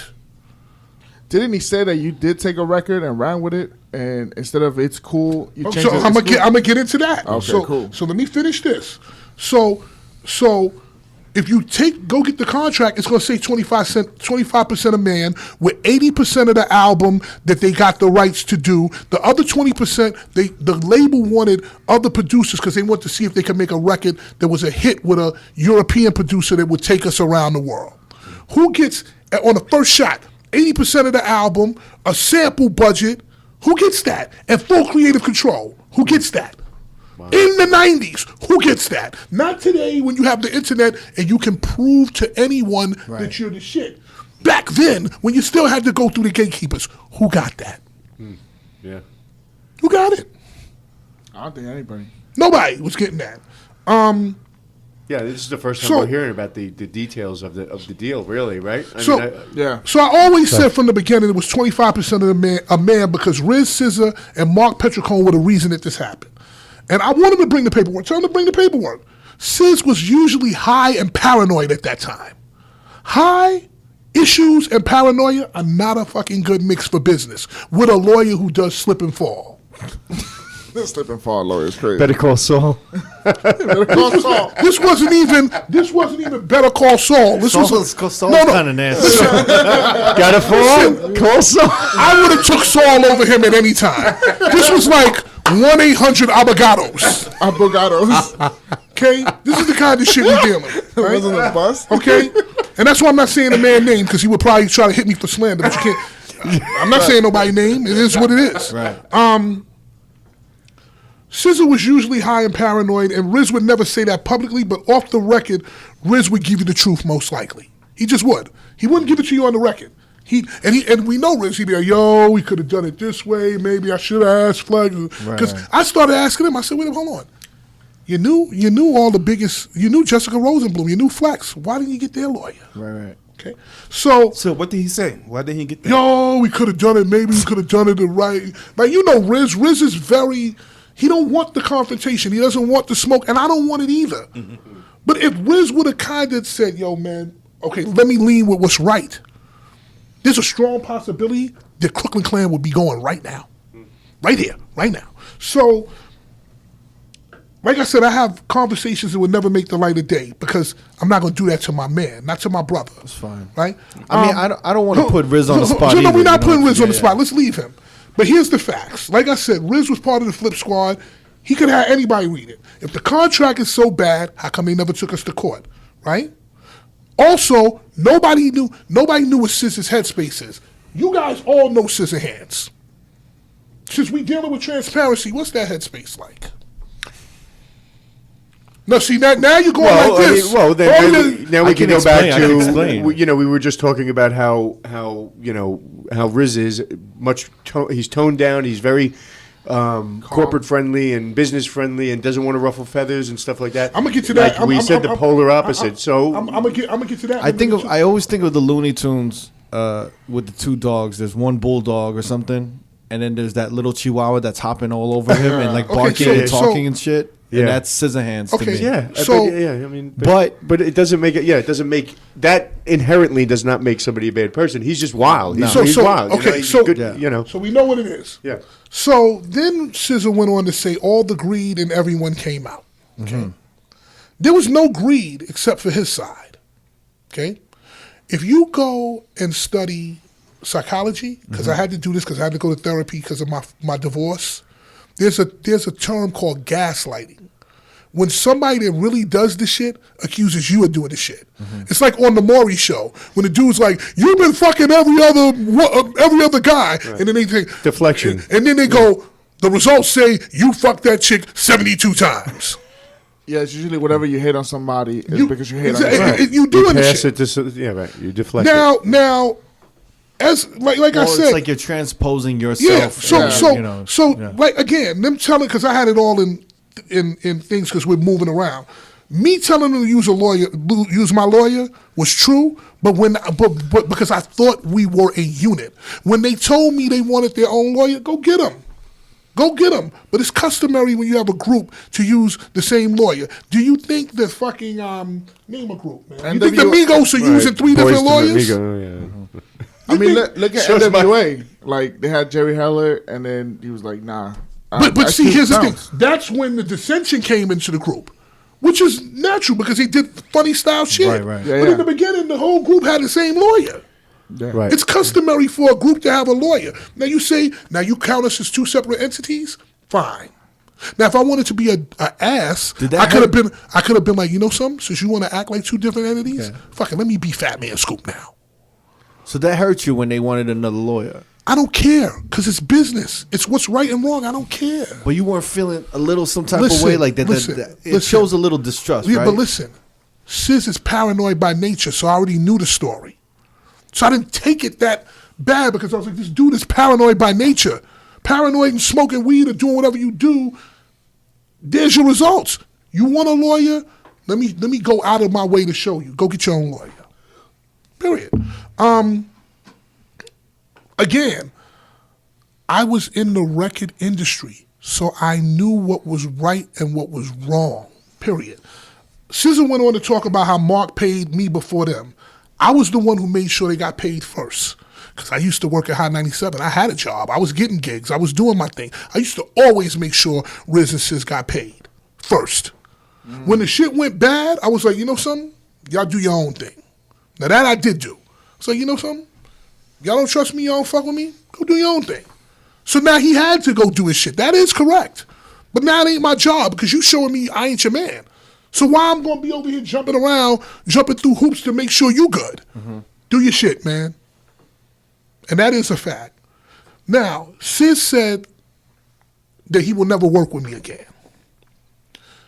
When he took it to what he said about the violence and all that, we in the same place. I can't work with him ever. I can't work with him ever because of the funny shit he do. This is the funny shit he do. So let me ask you a question. Y'all Crooklyn Clan, and you got a guy that comes in here and diss all of y'all. Would you be working with him?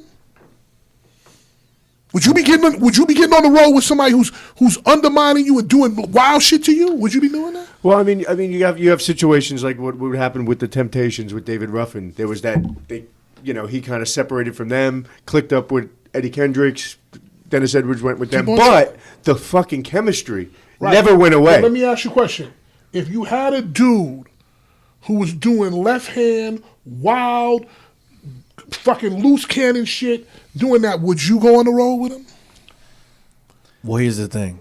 Because I'm about to lead you into my next question, which you better answer. Here's the thing. Okay, go ahead. I think in any situation, in any team, in any grouping, and you could talk to Neva about this, because in some cases with me and Neva, because me and Neva work together, some people may see me as the Sizzahandz. Because there's been occasions where Neva is kind of like the calmer individual. He's laid back. Kind of like the Viz. Yeah. And then I'll be flipping tables over or yelling at motherfuckers. Yeah, but are you dissing your own man in interviews? Are you being paranoid and doing wild shit and doing all kinds of crazy shit? But my thing is, I am not Sizzahandz, so I can't speak for him. I can't speak for him. I'm asking you a question. This but is a very simple question. I've had wild cards in my crew. Yes. Would you do it? And you just keep riding? Well, no. I would actually care about his welfare and be like, yo, you need help. We can't tell SZA he needs help. You don't listen. Okay, so this is my thing with you, is that y'all gotta try. Hold on, listen. You know what I'm saying? Listen, like, I know. You can't come in a room and say that if it wasn't for your website, I'd be dead. Okay? Hold on, listen. I know. We can't walk that off. I understand what you're saying. Hold on. We can't walk that off. And number two, you can't sit here and say that I was in a club and that your goons, you got 100 goons in the club and that I ran like a pussy. And you didn't get your money. And I didn't get my money. So let me break something down for you. Let's start, because we're gonna dig into that too. Anybody who know Fatman Scoop knows a couple of different things about him. You know why I've been doing this for so many years? I'm gonna give you about 5 or 6 reasons, but here's 2. I come to the club, I do my shit, and I leave. I don't stay 1 minute after it's time. You know why? Because when you're in the club and you wait around, there's more of a propensity for something to happen. You have cash on you, you have more propensity for something to happen. Anybody could blame something on you, anything. Hold on. I don't think you got to explain that you left the club. No, but we have to explain it for them. I got it. You got to explain it for them. I understand. So now Sis comes to say he had 100 goons in the club, right? Nobody put me under pressure. Nobody said, yo, nobody came in my ear like, you know, we here. We gonna get you when it's over. Nobody said nothing. Number 2 is, if I would have known that, I would have stayed to the end. Spicy. Because guess what? If y'all gonna beat me up, y'all gonna beat me up regardless. So if it's 100 goons on one dude, you are pussy. Shit. You wanna be a man, sis? Take your fucking shirt off like a man. Get out there and shoot the fair one with me. Don't have your goons doing. I didn't even know the goons was in the club. It won't be the first time somebody get beat up in the club or the last time. If I'm gonna get beat, it's gonna be what it is. But if y'all gonna kill me, get me out of here. Y'all better get me out of here. Now I don't want to be a tough guy, and I ain't nobody's tough guy. Just like he said, he ain't nobody's tough guy. I told y'all from the beginning, I'm a guy who makes fun records, not no killer. But you can't be running around saying that, man. That's disrespectful to me. I understand that. I think we all understand that. Yeah. And not only that, that's coming from somebody you shared love with. Saying that, that's coming from a very evil, bitter, angry place. Do you want that man on the road with you? Do you want somebody like that, evil, angry, bitter energy on the road with you? If that was them through and through, I think when he said the violent part about he'd be in the ground, right, just put him in the ground, whatever, it had worked up to such a crescendo that at that podcast that the fucking blood was pumping. I mean, it just was. And sometimes, and I'm going to do it again. I guarantee you. I'll say some shit that I. Guess what? On the other hand, DJs, do your homework. Any interview I've ever done where I mentioned Crooklyn Clan, it's always been with love and respect. Go look it up. You know why? Because I have sense. Because I'm a sensible human being. Because I do things with love and not hate. Right. I think now that we're hearing both sides, I think maybe a lot of the respect has dwindled, mutual respect. But I do, and maybe I'm just trying to smell the roses here, but I do feel that there is still love. But I think that happens with distance. And time. There's mutual respect, but look at how that respect's being reciprocated. Do I ever go and say, yo, man, listen, we all got we all got killers. We all got people we know that's killers and gangsters. But listen to what I'm saying. Yeah. I don't believe in that. I never went to I don't think anybody. he even believes in that. I would never went to nobody I know and said do something. I would never do that. Because this is not something that is life and death. This is not somebody raping your kid. This is not somebody stabbing you. Right. This is not that serious, bro. Scoop. I don't think SZA would have done anything. But Scoop, wait. There's also a thin line between love and hate. Well, after everything that's built up. Yeah. Message. Wait. Let me just tell you. I just want to say my thing about Sis and what he was saying. I think he was passionate, right? Mm-hmm. He was heated, and he was trying to say something that represented the love or the importance of his livelihood. And I think that was what he was trying to say, is that you take my livelihood away, and I'm going to fucking take... Okay, so... You're going to take my life. My livelihood is my life. So let me ask you a question. So I'm going to take your shit. So you know what I mean? Let me ask you a question. Wait, no. Okay, go ahead. And let me finish. And I have a question for you. Yeah, of course. And I think that's what he was trying to get across. And I don't necessarily think that he would have put him all fucking in the ground. Listen. No, I don't think so. But I think he was trying to convey the importance. The man said, right, if I did not make that website, I would have put him in the ground. I think, and to me, I saw that as like, yo, I don't think he means that. I think he's trying to represent the livelihood that he felt was taken away from him. Okay. You know what I mean? All right. So I can't walk that back. We can't walk that back because it's too. I understand your side. I understand your side, and I totally look. Okay. I understand your. So I want to say something. Yeah. Then he went on to say why we never seen each other on stage, right? Yeah. None of us has been on the stage, right? Shit like what he did for me to be here is exactly why. Would you get on stage with somebody who do that to you? I can't speak because I don't know what you've been. I understand you've been through the shit. You know what I mean? No, we talking about just as a general human being. If somebody did this kind of thing to you, would you be on stage with them? But it's have you ever shared the stage together? But nothing. It's just a yes or no. Well, Scoop, have you guys ever shared the stage? No. But there had to be good times on this journey. There were great times. Right. But when a man don't want to listen, and a man does this kind of stuff, how can you work through that? So you guys never performed this song? No. But here's the bigger question that I want to ask you, everyone in here. Right?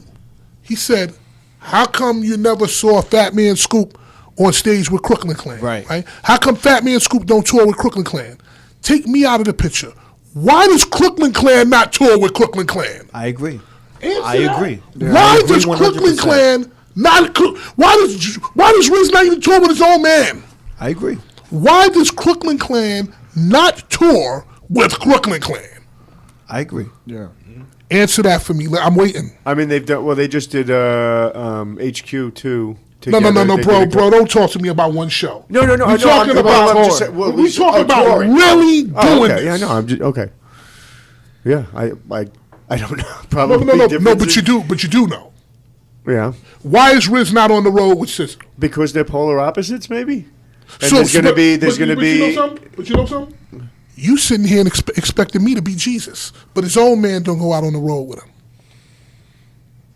I think that's a fair question. I think they're both great questions, but I think I don't hear nobody answer. I don't hear my man over here answer. I don't hear him. He's 29. I don't hear him saying shit. I'm listening, man. But just like there's two sides to the Scoop Sizz story, there's also two sides to the is it because of Sizz? Is it because of Riz? They're two different people. Sizz might not like. So let's go with percentages. You got two people in a group of three that don't go on the road with the other one. What's wrong here? So you're saying odd man out would be Sizz? Because you got two people in the group that cannot go on the road with one guy. What's the problem? Valid point. Yeah. I mean, yeah. no. I mean, what are you going to say? I mean, the way you say it. I mean, what else could you say? But I mean, it's a shame. I mean, the reason I don't go, it's kind of bittersweet. So that you understand, the reason that I don't go on the road with him is because he does very destructive, toxic shit like this. Mm-hmm. He is angry. He is uncontrollable, unprofessional. He's dealing with issues, high all the time. And he could take that up with me, and he knows what it is. He got to look himself in the mirror. He might not be high now, but back then, he was a fucking maniac. Unpredictable and a loose cannon. If Joe Rizzo was Crooklyn Clan, I would not even know DJ Knuckles professionally. DJ Knuckles is my man. I remember, yeah. But I would not know him professionally like that. Mm-hmm. I would clearly go on the road with Riz any day. If I was being a dick, here's what I could do. Riz DJs in the city all the time. I've done 1 or 2 shows with Riz. I could go to Riz's shows, get on his set, film it, let promoters see it, and have them book us as Riz and Scoop. And then I have his own man angry at him. But I don't do that. Because I got to look myself in the mirror again. This is not about me trying to hurt him. But when you do destructive stuff like this, what do you want from me? You want me to be Jesus? I can to an extent. And listen, for many years, I tolerated this stuff with him. He sent me emails where he's like, and I can read them. Yo, man, I was messed up. I was taking Zoloft. Yo, boom. He was, all that kind of shit. I can read it. I got it here for you if you want it. And if y'all think I'm lying, I can print it for you when I get home, and y'all can take it. You do whatever you want. Put it on provethetruth.com. Do whatever you want. Provethetruth.com. I don't care. But instead of, and the reason that I win for all these times, I don't do drugs, I don't smoke, I don't drink, I don't do nothing. End of story. What do you want from me? But instead of dealing with the real issues, you're going to point the finger. That's because you got yes men around you. You got people who not pushing you or telling you that you're wrong, how you approaching things. Period. Soon as Level Up with Sierra came out, he came back out like herpes. Soon as Mac J came out like herpes. Hardwell, herpes. He always does it when I do something. Now I'm gonna break this down to you so we all on the same page now. 6 months ago, Riz and me start talking. Riz comes to me, he's like, yo man, it's 20 years, we ain't never been on stage. You think I'm lying? Call Riz. We sat in a diner near LaGuardia Airport. With the like a fucking scene from Casino. I mean, from fucking Goodfellas or some shit. And we talking, and yo, Riz is crying like a baby. I'm crying like a baby. Two grown men in there fucking crying like boo-hoo. Look at my eyes, like I was fucking tearing like a baby. Riz tearing like a baby. We ain't never did nothing together. Why we ain't do nothing? Crying like I have no shame of saying I fucking love that man. Came to an agreement, said, okay, we will handle, me and Riz decided we will handle all the business jointly, and all Sizz got to do is show up and DJ. Right? This is a 20th year thing, we want to do it, boom. Then he came, now he's coming back again with this Spotify shit, and every time we try to do something, he's always coming back with something. So then he's sending me letters like a fucking lawyer and all this, and then we get back into this thing. I could go through all the emails or whatever. I wanted to do this with him.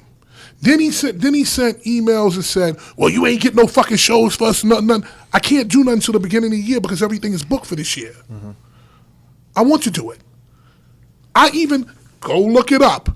I called Elusive Touring in Australia, who's part of the Mushroom Group. We got the tour concept started. But when he does this, how am I going to work with him? How can I work? You tell me how I can work with him. Can I ask you a question? Yeah. Has most of the communication over the last 10 years or so, has it been through telephone, email, or have you actually been in person with him? You can't deal with Sizz on the phone because it's going to get too volatile too quick. Right. Like, it's not going to be 90 seconds before somebody's telling somebody, whatever. So everything is in email. I have all the emails from 15, and I can probably go back and look through my old email. I have all of those. But just like when you and Riz met up, and it was emotional, right? Mm-hmm. I mean, you guys, I feel like when you guys met up. And here's Riz, he'll tell you. He'll tell you. I mean, I feel like when you guys met up, you guys had the same energy maybe in like Sizz's bedroom. You know what I'm saying? You guys felt the history. Wait. And my thing is, maybe you need to sit down with Sizz. I can't. How can I sit down with a man who just did this to me? That's what I'm trying to tell you. Every time we try to get to a place where we can do this, he does the herpes thing. He does it. He does the herpes flare-up. So how can I ever get to a place? And now that you have taken violence against me, you took it somewhere else. You kind of answered your question, though. How did I answer it? And it sounded, I mean, I know you were kind of joking, but, you kind of got to be Jesus. You got to be the bigger dude. See, bro. You got to be the bigger guy. You can be Jesus once. That's the thing with Jesus. It's not Jesus once. Jesus all the time. He can be Jesus once, yeah, twice, 3 times. But now you doing things that just make it when people can't be Jesus to you no more. I get it. Okay, now. But wait. But don't you think you're going to, look, 10 years from now, you're going to look back. I'm going to look back. Listen. And you're just going to say like, yo, I'll take this L for the. I can't do it, man. As of today, I can't do it. I just can't. I understand that. I understand not today. Because you put me in such a hurtful place with what you did. Right. There's no way we could walk that back. You understand where I'm coming from? But I think my thing is this. I think that you guys just got to meet up together, and you have to be Jesus that one more time. But how can so I could be Jesus that one more time? Yeah. And you can turn around and do some other shit. And then wait, and literally put everything on the table. Yeah, but when we can't never get to that, because if we get together, it's not gonna be no more than 90 seconds before it's a war. Yeah, I think Scoop's saying you could be Jesus once, you could be Jesus twice, but when you have to deal with as much shit that's gone on, right. Now you're trying to be Jesus, not just play him for argument's sake to get through a certain thing. I see where he's coming from, and it's like now I'm trying to be somebody that I'm not. Well, I don't do this every day. That's more than I do. Yo, bro. No, I know. I see where you're coming from. I agree. I agree with you. I've seen Sizzahandz go ape shit on his Instagram. Ape shit. And I was about to do, and Scoop's like, dude, don't even worry about it. Just let him do it. But herpes, let him do it. But I'm saying, you think he's gonna do that in front of you? Yeah, but dude, listen, we can't get you. You know the man. You sit here acting like I don't know him that well. Now you don't want to know him. You in here last week talking about whoa, Scoop jerked him. No, come no, on, I didn't bro. say he jerked you. I was shocked. You like, wow, that's foul. I was I was shocked. hurt too. I was shocked. I was like, I'm gonna be honest. When we found out you want to come on the show, and Crooked was like, "Yo, do you want Sizz to come in here and sit down?" I was like, "That's not a good idea." That's not a good idea. Yo, all these fucking GoPros, you see what real action is about. This should be looking like mountain climbing. That's what I was thinking. Yeah. And that's not to say I'm gonna beat Sizz ass. That's to say we would beat some shit would go down. No. You know, I mean, well, here's the thing, and I don't want you to take it the wrong way. When we were listening to Sizzahandz and what he was saying about what happened and what transpired between both of you guys, you know, we're not on anybody's side, but we're definitely shocked. So when we're not amping shit up. I was literally like, what? Wait, what? Huh? Yeah, I was hurt. You weren't hurt, motherfucker, but I'm I saying was like, you yo, were fucking over there laughing, chuckling, man. Fuck out of here. I saw you. I watched Jamie didn't sleep for days after that fucking show. No, I'm just saying I was hurt because I was like, damn, like you fucking hear this great record and then that's where my problem like, comes, yo, because the chemistry was undeniable. Yeah, when you can when you can call yourself the cornerstone of a new genre of music, you've changed the game. The greatest record in DJ history. You understand what we could have been? Yes. Yeah, and that's I think that's why I would give everything except my kids for that shit. Yeah, and I think that's why to be on the stage with my brothers who I did it with, I would give everything minus my kid and a finger in the ass because I don't do that. But there's no fingers, nothing like that. But anything other than that, you ain't got. But I think that's why I'm saying that. I'm the only Harlem dude that don't do That's pause. why I'm saying, like, but you gotta be Jesus. I understand you. We can be Jesus once or twice. We can't be Jesus 10 I understand times. that. I understand it. But that's why I'm here, because I think it's way too important and it's way too special for you guys not to be together. But you know what I'm saying? But listen, but you can't do that to someone who is trying to paint you out as a liar. He had me looking like the guy from the fucking 5 Heartbeats. But that's why you're here. That's why you're here. He had me like, my office hours up to fucking 9 to 5, hanging people like out of windows and shit. But that's why you're like here. Vanilla Ice and shit. Like the 5 Heartbeats or whatever the hell happened. I'm not. I'm a humble, honest dude that wants to do what I'm doing. I'm gonna give you a good example. So then he started on y'all with the Spotify. The latest flip. I really want to know about that. Okay, that's really want to know about that. This is like time I fucking traveling. also want to know about, like, when the record first came out, it was Crooklyn Clan. I'm gonna get to that. I'm gonna get to that. This is the kicker. This is where we're going now. Here's where we go. Right. We did our research. Okay, so shut up, Jamie. Here's where we go. Here's where we gonna do it. Jamie. Scoop. Pay attention, Jamie. Listen. Okay, so listen. The latest herpes flare up was about was about the Spotify and all that. So I get an email from him with the herewith to and the fourth down. He's talking like he's a fucking lawyer. I can read it for you if you want. I have it right here. I want to hear the herefore and everything. Just that part. Read me. Please contact my. Hold on. Kind of dumb shit. Yo, you know what's the best is when you know, like one of your boys or your homies, and they try to talk all professional to you, and you're like, yo, you don't talk like this, motherfucker. He was like, refer yourself to the lawyer. You know what I'm gonna do? So before we get, I'm gonna read this, and then this is a big movie coming out. Is this okay to air on the podcast? Do what you want, man. Listen, I can get into these emails if you want, man. But if we get into, we go there, we gonna be it's gonna take. Yeah, we right. don't. Fuck that. Yeah. Fuck that. Just forget it. Yeah. Right. So we got the Spotify thing, right? So now Spotify. Now he's saying in these emails, right? Our name is not on Spotify. All this shit because a girl, and I can show you that email. Some girl hit him and said she didn't know that it was him.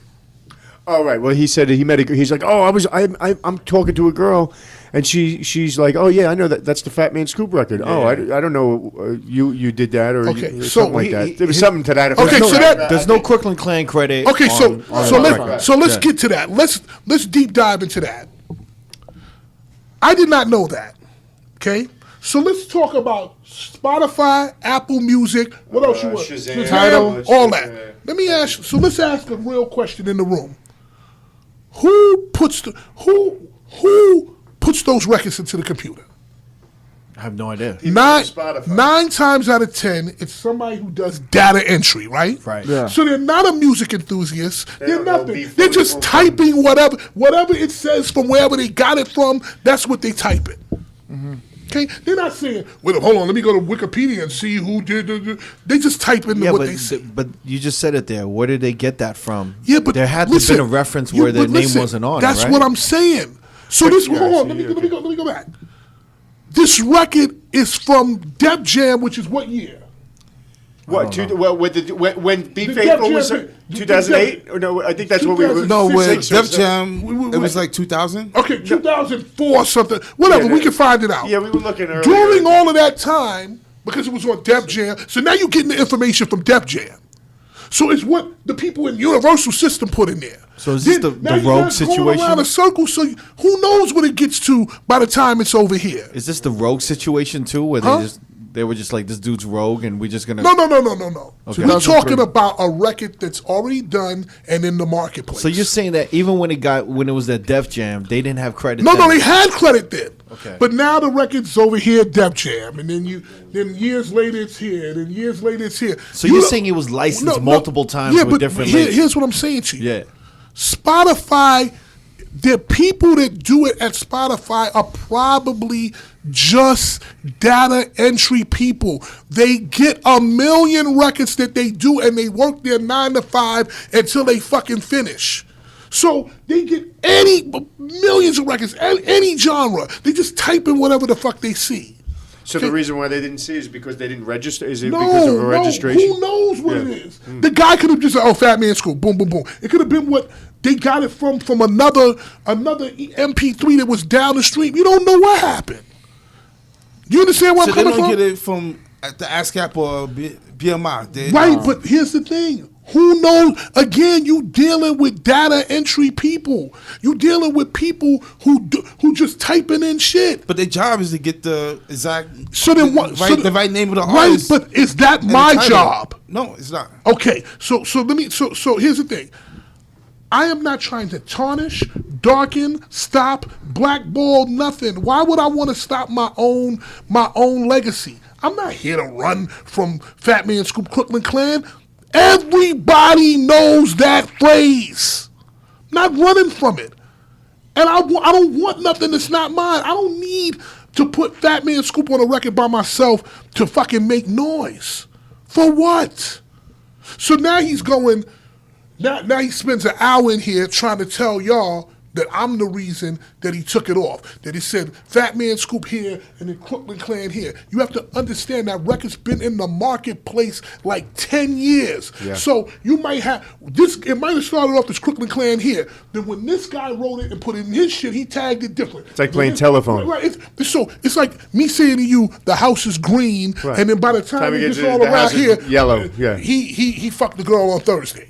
So you're referring to when you were saying Fatman Scoop, Crooklyn Clan, and then the lyric read Brooklyn Clan. Yeah, right? Hold on. So let's get to that. You don't know what's going around until it gets to this point, right? Okay. So then he sat here and he proceeded to tell you, you know it says Crooklyn Clan, you know it's Crooklyn. Nobody gives a fuck. These kids don't care about something that happened in 1998. They don't care. Spend your time trying to make a record that's a hit. Spend your time trying to do something to get you some form of traction with the kids. I'm not here to hurt that man. My thing is, and let me even tell you, and you can ask Riz, do your homework. I have it in the emails. I will go down to Spotify. I will go to Apple Music. I will go to everyone. If y'all guys set it up and do the work, I'll go in and do it. He said, no, I don't want to do it. I'll handle it myself. What do you want from me? Then Sis says, I fucked him for exposure. And that it's because I wanted people to call me for the shows. That's a lie. Okay? Here's the thing. Let me school you, Sizzahandz, on how you get shows. It's not because of a credit on Spotify. You don't get shows because your name is on Spotify. Here's how you get shows. Number one, I come to the job and work. I don't drink, I don't smoke, I don't get high, I don't fuck chicks in the club, I don't do nothing. None of you can tell a story about me in the club. As a matter of fact, I challenge you to find out a story about me in the club. Because I do my job and then I leave. Okay? I go in the club and I kill it. Look, everybody's had a night where you don't kill it. Mm-hmm. But 96% of the shows I do, I'm fucking murdering those shows, period. Right? That's number two. Number three, I'm respectful, I'm caring, I know what I do. I do the right thing. I'm going to give you a good example. In Cyprus, I had a promoter, S7S. I had done a 16-day tour. My voice was done. I got there and I half-assed the show because my voice was done. The next morning, told the booking agent send him the money back. Because of that, next year, 7 shows in Cyprus. Huh. Relationships are key. Okay? Like I said, I come and light up the building. Go on the internet. You can see that. Look it up. I have a good booking agent. I have people that I've created relationships with in certain territories, and guess what? When the shit get dry, I get on the phone myself and recall people and retarget people and ask people and beg and do whatever the fuck I gotta do to get the show. That is what it is. I also have the aggregate of all the songs coming out with my voice on it. I got a record coming out with Blaster Jacks, Benai, Wolfpack, Yellow Claw, Mac J and Hardwell just dropped a record with me at Creamfields. I didn't even know the record. I probably ain't even done the business on the record. I didn't even know it's fucking. It's just there. It's the aggregate of the amount of records that I've done. That has people going, oh, Fatman Scoop, I heard that in the club. Oh, Fatman Scoop, I heard that at Creamfields. Oh, Fatman Scoop, I heard that at the stadium. Oh, Fatman Scoop, I heard it there. I heard it here. I heard it here. That's what gets you the job. Mm-hmm. He's trying to circumvent doing the work. That's what he's trying to do. He's trying to circumvent doing the work by trying to put it all on one credit. You don't get shows that way.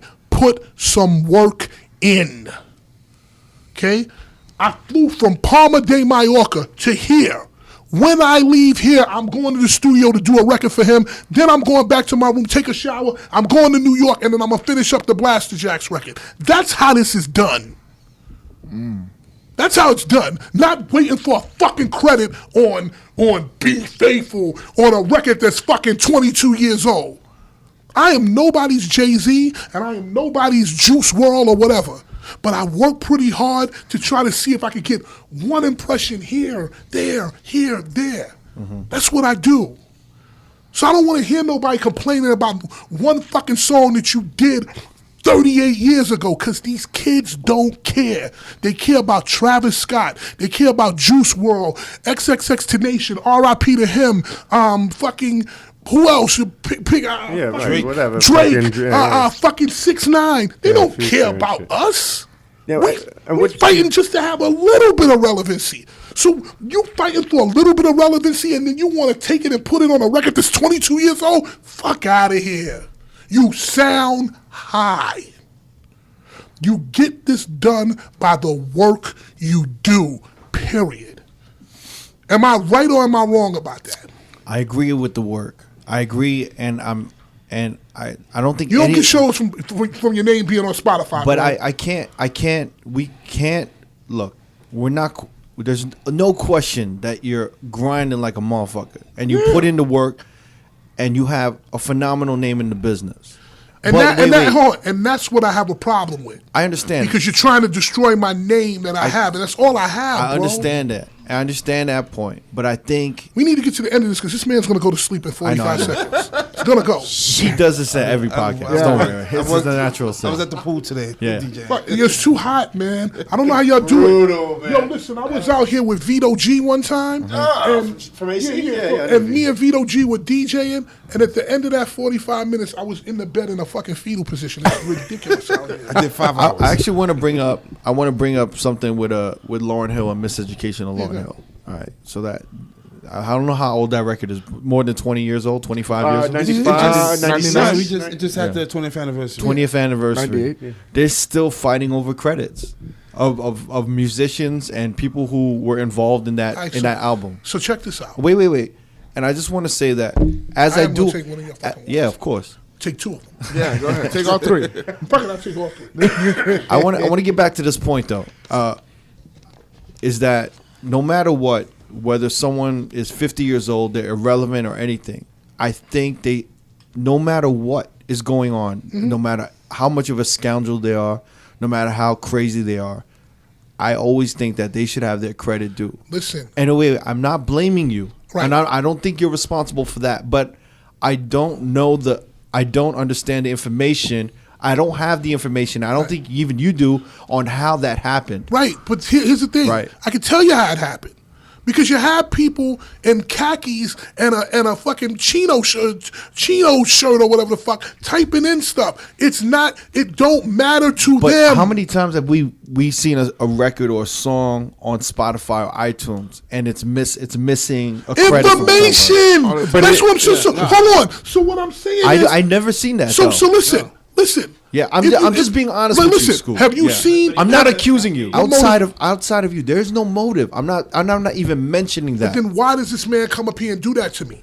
I understand that. I'm just saying. You can't walk me through it. Scoop. Let me speak for 1 second. What I'm trying to say is this: if I was a part of a record, and obviously I'm not credited in that record already, I'm like, the fuck, that hurts me. I'm already emotional about that shit. Now, I'm not saying that you had anything to do with it, but if I was not talking to you and if I was already on bad terms with you in my head, right, it wouldn't be that far-fetched for me to think that you were behind it somehow. Not saying that you are. You think I have time? No, I don't. No, Scoop, but I'm trying to explain the just to get a devil's advocate on what's going on. Don't come to me like that. I understand that. I'm not blaming you. I'm just trying to explain the emotion behind that. Well, the magnitude of the record also is a major player. That was not a filler record. That was not a fly-by-night record. I've never seen a record with longevity like Be Faithful in my life. By all means, I think Sizzahandz has everything in his power and can change that. Okay, so listen. I think he should be responsible for changing that and adding his credit on. But I don't know what he's doing, and I don't know that. I said in the emails and to Riz, just line it up. And I will go down to Spotify headquarters, and I'll tell them to do it. That got met with, you don't need to do that. I'm going to do it. So why are you getting up here trying to do that to me? I understand. And also, why haven't they done anything? Well, why isn't it getting done is the question. Exactly. You need to ask Sis that, because I offered my assistance. I said, just line up the things, line up the people we need to talk to, and I'll talk to them. He's met that, if you want to go through these emails, he met that with, I'm good, I'll do it on my own. But then you want to come on here and come for me? Nah, man, you can't do it. I understand. So if he was to do something, he could change this whole thing. Yeah. Well, he's addressed a few things. I think he said he fixed the Shazam, I think, or something like that. Yeah. But I did have a question while we're on this topic, and it has nothing to do with like the data entry stuff. But there is the what is it? Is Fatman Scoop's best feature? There's the album. Right. Was there any mention of them on that album, and who approved that artwork without them? I don't even remember that shit really. Okay. It's one because somebody showed it to me a couple of days ago. Yeah. On the cruise ship, it's like Fatman Scoop's greatest hits or some shit. Pitbull or some shit. Whatever. I have no problem going to find that. Right. Okay. But I don't even remember. Yeah. No. Do you realize that the sheer amount of records that I have released in my life and sample or whatever, I don't even really know. But I have no problem. I can sit here and say I have no problem. That didn't come from me. So you never got paid off for that album? Off of what album? That Greatest Hits album. I don't think so, no. I don't think so. So wouldn't you be suing them for putting out music without your Here's the thing. Here's the thing. When you live in this business, you start to understand a couple of different things. You're not going to get every dollar, and when you have a booking agent or somebody else and money is exchanged between more than one person's hands, there is a possibility there's going to be slippage. I don't have time to run that down. What I do have time for is to get my ass in that studio and do something that's going to make me halfway relevant. I don't have time for that. You know what I have time for? I have time for getting my brother to have Flip De Niro do a remix for me. Do something that's going to happen right now. That's going to help me feed my family today. Not running around like a fucking accountant looking for every second, because you're not going to get it. That's part of every business has slippage. So do I have time to go back to 1990 whatever and find out about Fatman Scoop's greatest hits? No. Guess what? Give you a good example. Turbulence. I haven't even done the paperwork with him. I'm just like, yo, bro, go do your thing. I love you. Because it keeps me relevant. He's a friend. He's probably going to put that record on Apple Music, but so what? Do your shit. Because I understand a lot of this is a business card. So if people hear Turbulence in the club, if they hear Turbulence in a stadium, let me go get Fatman Scoop. It's all about getting that booking. It's not about, and that's the thing. Even when you go on Beatport, with the way the music business is now, everybody, whether we like to admit it or not, everybody's jacking music. You need to stay out there to get those shows. And if you're a DJ, you want to get those gigs. And in the world of music now having no value because of what Apple Music started with the 99 cents and what the streaming has now done, it means nothing anyway. You're fighting for something that's almost worth nothing. Do you know? I disagree. But the Pharrell Happy. Remember those numbers with Pharrell Happy with the streaming? He made like $1,500. Listen. Let me just say something to you so you understand. I don't think it's about the money. Listen. But listen to what I'm saying to you, because I'm only talking about myself now. I'm not talking about Sizza. The way the music has been devalued, you're not gonna be able to keep it. And I have to make a decision. Scoop, I'm very aware of streaming. Okay, but hold on. Let me just get this out. Yeah. I have to make a decision. Am I gonna spend my time trying to run down a record, or am I gonna try to do the Blaster Jacks record? Here's the question. Here's the thing, though. You're not going to spend the time, and I'm not saying you did anything, but it doesn't make sense for you to say, I'm not going to spend the time to fix this when it plays in your favor, because it's your only name on that. Listen. Wait. Let me speak. Go ahead. Now, with that being said, do I think you had anything to do with that? I don't think so. Right. But. So it's okay for a man to come in here and kill me over that? No. What I'm trying to say is this.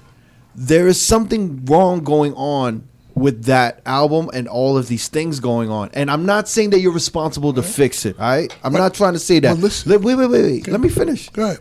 So what I'm trying to say is I don't think you're responsible to fix that, but you have to agree something's wrong, and you did agree that it is. Yes. And then you cannot tell me that these kids or people do not care about the credit, because I think they do. And I think it matters when a kid sees Be Faithful, Fatman Scoop, and Crooklyn Clan. Okay. I think that matters. And if they click, like, well, what's Crooklyn Clan? And they click that artist, and another list of songs from Crooklyn Clan comes up. Wait.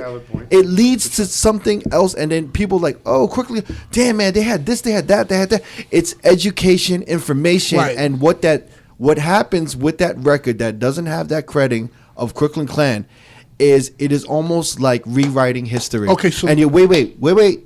It is almost like denying history of a song. Mm-hmm. And to me, I think that is extremely offensive. Okay. I don't think you're a part of it. Okay. But you have to agree. Okay, so listen. Something is wrong with that. Listen.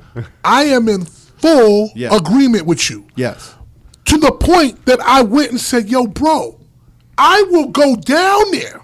Right. To Spotify. You don't have to re-explain that. You don't have to re-explain. I agree. I understand. Yeah. But then you tell me, nah, bro, I'm good. But then you turn around and come over here and crucify me. That is what I have the problem. Okay, Scoop. Yeah. I understand that you try to fix it, and I understand ego and all of this shit got in the way. There's no ego for me. No, I understand that, but maybe his ego got in the way. But what I'm trying to say is that I'm sorry, bro. Yeah. I just want to say that I'm more concerned. Yeah. About trying to do something for today. Because guess what? Listen. Let me just hear me out. Hear me out. It's trying to say, but hear me out. I just want you to just please. If I played guitar on Thriller, right? Okay. Mm-hmm. And someone's like, "Why are you worried about Thriller? Why don't you worry about now?" I'm gonna be like "Fam, yo, bro, I got that. It was Thriller. Yeah, but bro, I got that. Yo, listen, with the Be Faithful, I got that. I'm with that. But listen, I just want to say something to you. And let me just say what I gotta say. I'm with you on that. Yeah. I said to the man again, I will help you. And Mark Petricone said, I will help you. To that reply, he said, no, we got it. Then he tries to come back here and crucify me. That in its nature is wrong. Now, what I said for me is this, and I can stand by this. There are records that people, so that you understand, there are records that I haven't even done the paperwork. Right. There are records that, there are records that, what I do now is I just get the fucking advance. Mm-hmm. Here's why. Because the way that the record label game is and has been forever, we could play the creative bookkeeping game all the time. There's a huge EDM star. I did a record for them. I'm not going to say who it is. I got a fucking royalty statement back for negative 18 cents. How the fuck is this guy like that? He gives me negative 18 cents. I know the game, but I live in the game and I play the game accordingly. Now, if it is somebody huge, I want my money. Right. But I'm working for all these shots to get the big shot. All right. Mm-hmm. I'm going to bring up something a little odd. Good. But it's something that I think I love this. How long we been here? And I don't even give a fuck. It goes fast, right? Huh? It's 1:30 in the morning. Like, I don't give a fuck. I love this. So, because I'd rather be a man in the dressing. So I'm gonna bring up the movie Hidden Figures. All right. Okay. It was about black women.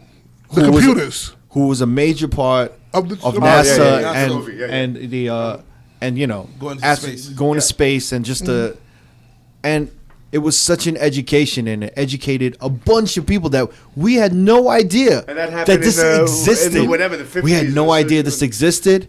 And it really, I don't know, for me, it really hit me because I was like, why wasn't this out there? They were naming buildings after black women. They were, you know what I mean? Yeah. It was crazy to me. And I kind of thought, why wasn't it out there? Why wasn't it a bigger thing? I mean, I saw movies with Terrence Howard about like a black swimming team, and I'm like, I mean, that's important. Or beating chicks. But I'm saying that like that's not as important to me as like the contributions of these black women and what they did for NASA and just and the space program. I clearly understand you. The thing is this: you proved your point, and what I'm trying to tell you is this. You guys try to solve the problem, and what I'm trying to say is, how did that problem occur? How did the name get off of? How did the Greatest Hits album happen? Right?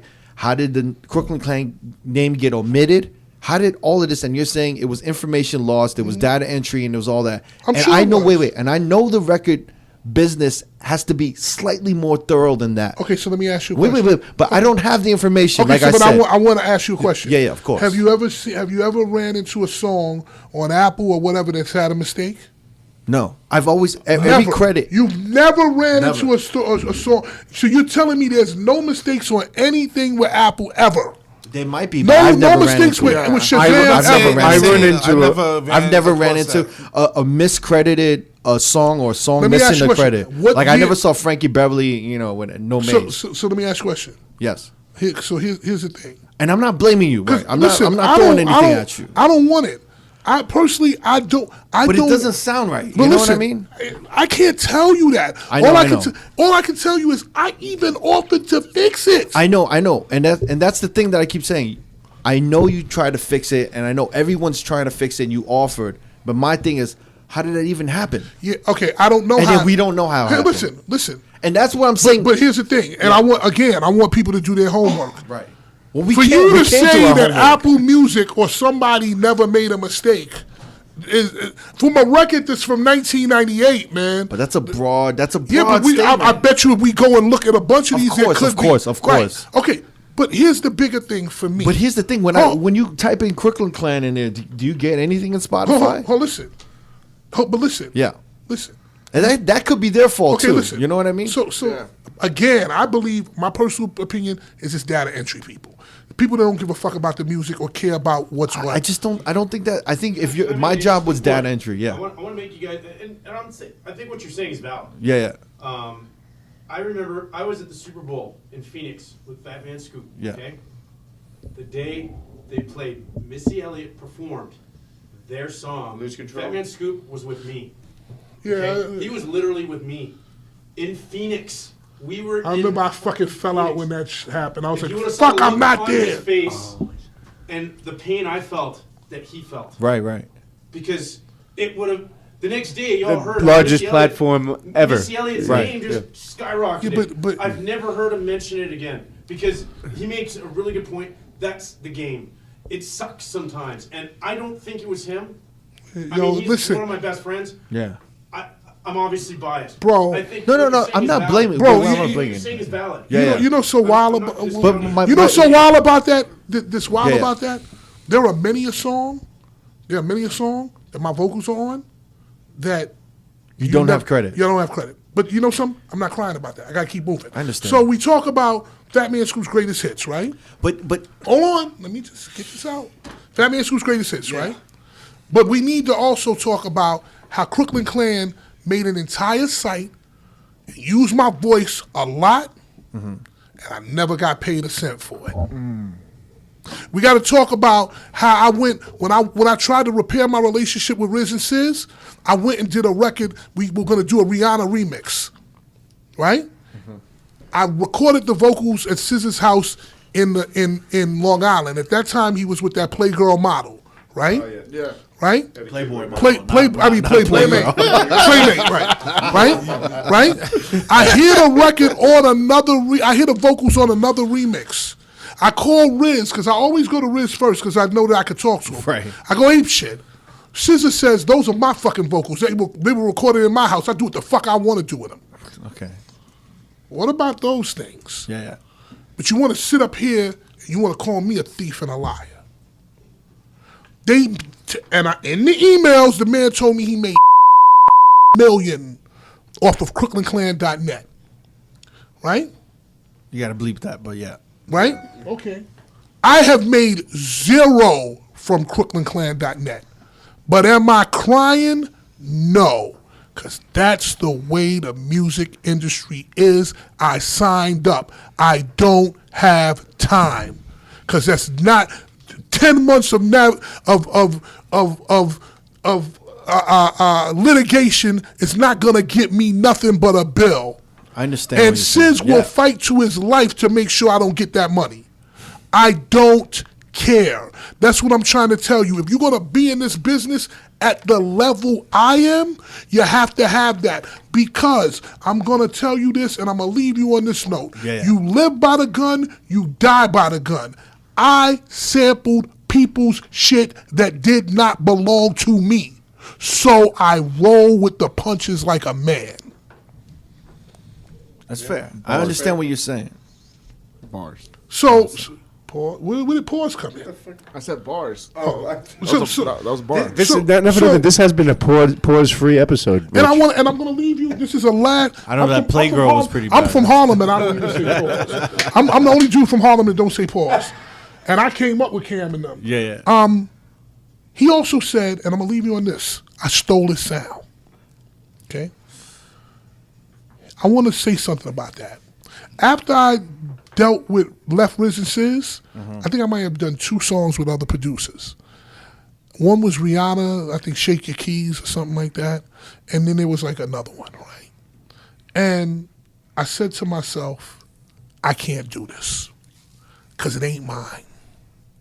Ain't mine. If I'm going to do it, I'm going to do it with the people I did it with. You ever heard no sample records from me? Because I'm not going to do that. I have to look myself in the mirror again because that's the life I live. He said I stole his sound. But here's the facts. Mariah Carey, not his sound, Grammy. Lose Control, not his sound, Grammy. MTV Music Award. Timbaland, not his sound, to an extent somewhat of a classic. Skrillex, not his sound.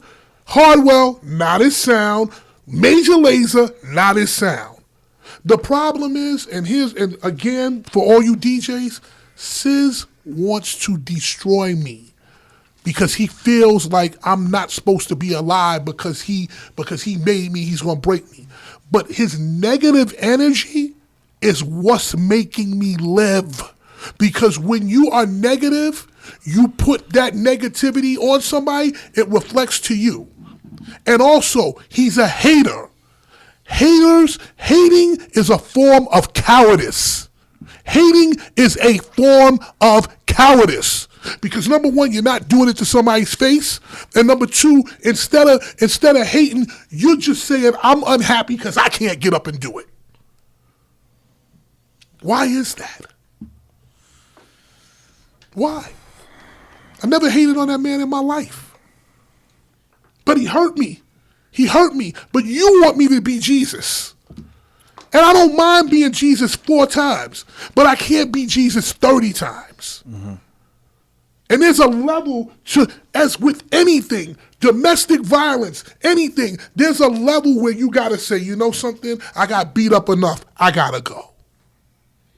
So if you say to me that I should sit here and allow a man to beat me up over and over again, what's the difference between that and domestic violence? Letting somebody beat you up over and over. No, it's okay. He won't hit me again. I understand it's abuse. I understand it's abuse. I love Sizzahandz. There would be nothing else that I would want for us to be on a stage together. Right. I don't want his legacy gone. I don't want to take anything from him. I don't want to do anything at all. Because guess what? I live because of the positive energy. I live because I did this for Young Sav, not for myself. That's why those records are booming 20 years later, because God put his hand on those records. He said, you know something? You didn't do this for you. You did it for him. That's why I'm winning. And if you look at SZA's Facebook, do the homework. Right. Look at his social media. It's always angry, bitter, petty, childish, everything. Look at it. Everything on his social media is all about that. He needs help. Facts. I'm not the man to help him. But if he came to me like a man, I mean, that's true. I understand I would. that. Yeah. But you want me to be Jesus. For the sake that I want to see y'all on stage together. That's why. Listen to me. There is nothing in my life, and I've sweated up your jacket, so this is not going to be worth shit. Or maybe it might be the Fatman Scoop Sweat Edition. I don't know. But Sweat Edition. Who knows? But I'm just, it's always angry and negative energy, man. He sat here and tried to tell you, Crook LeClaire. Oh, you know it's Crook LeClaire. You know it's Crook LeClaire. You know it's Crook LeClaire. You know it's Crook LeClaire. Listen, nobody cares. Work hard. Work hard. I don't just go, oh, you know Fatman Scoop, you know Fatman Scoop, oh, you know Fatman Scoop, you know. I just get out here and work as hard as I can. Mm-hmm. I don't put it on that. And then the rest of it, and I'm not trying to be nothing because I really believe in my beliefs. I put the rest on God. Frog, fully rely on God. I put the rest on Jesus, bro. Can I, and I'm playing devil's advocate. Do it. Because we brought it up. I want to talk about the Our Sound quote that you brought up, or the comment that he did. Mm-hmm. So I think what he was saying, that when he said that, I noticed you are politicking for this man. No, I'm not at all. Okay, go ahead. All right. And trust me, like you can ask Eddie. I have no reason. I go back the longest with Sizz, I know him very well, but it's not my job to take sides here. We want to look at this arbitrarily and a nonpartisan way. I mean, it wasn't nonpartisan when he was up here trying to hand me my ass. Well, we were also hearing one side of the story. Right. Yeah. This is the thing that when I think, and I'm only saying this because to me, when I see Sizzahandz or when I hear him speak, I think it's 95% emotion, and I don't think it's controlled by. Wait. It is 100% emotion. Right. That's who he is. Right. He's a very emotional dude. And the one thing I will say is this: that when he speaks, it's 100%. I mean, 95% emotion. A lot of emotion to me, and I see when he says "our sound," he means that the chanting thing, the whole creation of chant. I'm not saying that's right or wrong. Right. I'm not saying anything. Who knows what would have happened exactly. if I would have? Who knows? But what I'm trying to clarify is that I don't think. I think he sees that, and obviously I think he's hurt, and I think he sees you out there, and I think he's hurt. And the one thing I will say is about Sizz, and what I've always thought about Sizz, and was more clear than ever during our interview. I do think he is a studio guy. Sizzahandz might be the best guy I've ever seen with a quantizer or whatever the fuck, a ASR, whatever. He is literally the best guy I've ever seen. Right.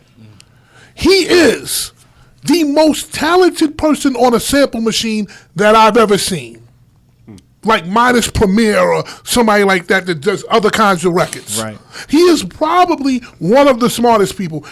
Sizz I remember when I went to Sizz's house and he was fucking with dial-up. I was like, what the fuck is this? So, hell. He would put the phone on the shit. Like, he was ahead of this. He was ahead of the wave early. Always. I mean, he's very tech savvy. Was it that episode when he said, we're all nerds here? And I think of course. He's a nerd. Yeah. And he said, this is my thing, and I want to, this is my perception. Because you a nerd don't have the right for you to hurt me. I know, I understand. But I also think that when you are the front man, right, and you're the back man, and I see him as a studio background dude, I think inevitably a jealousy or anything happens that gets built up, and they see someone out there, they see this happening, and obviously he maybe plays scenarios in his head. I can't speak for him. Do you understand? What I'm trying to say is that a lot of emotion comes out. He does not know how to, I guess, from what you're saying, maturely voice it or express it to you. And wait.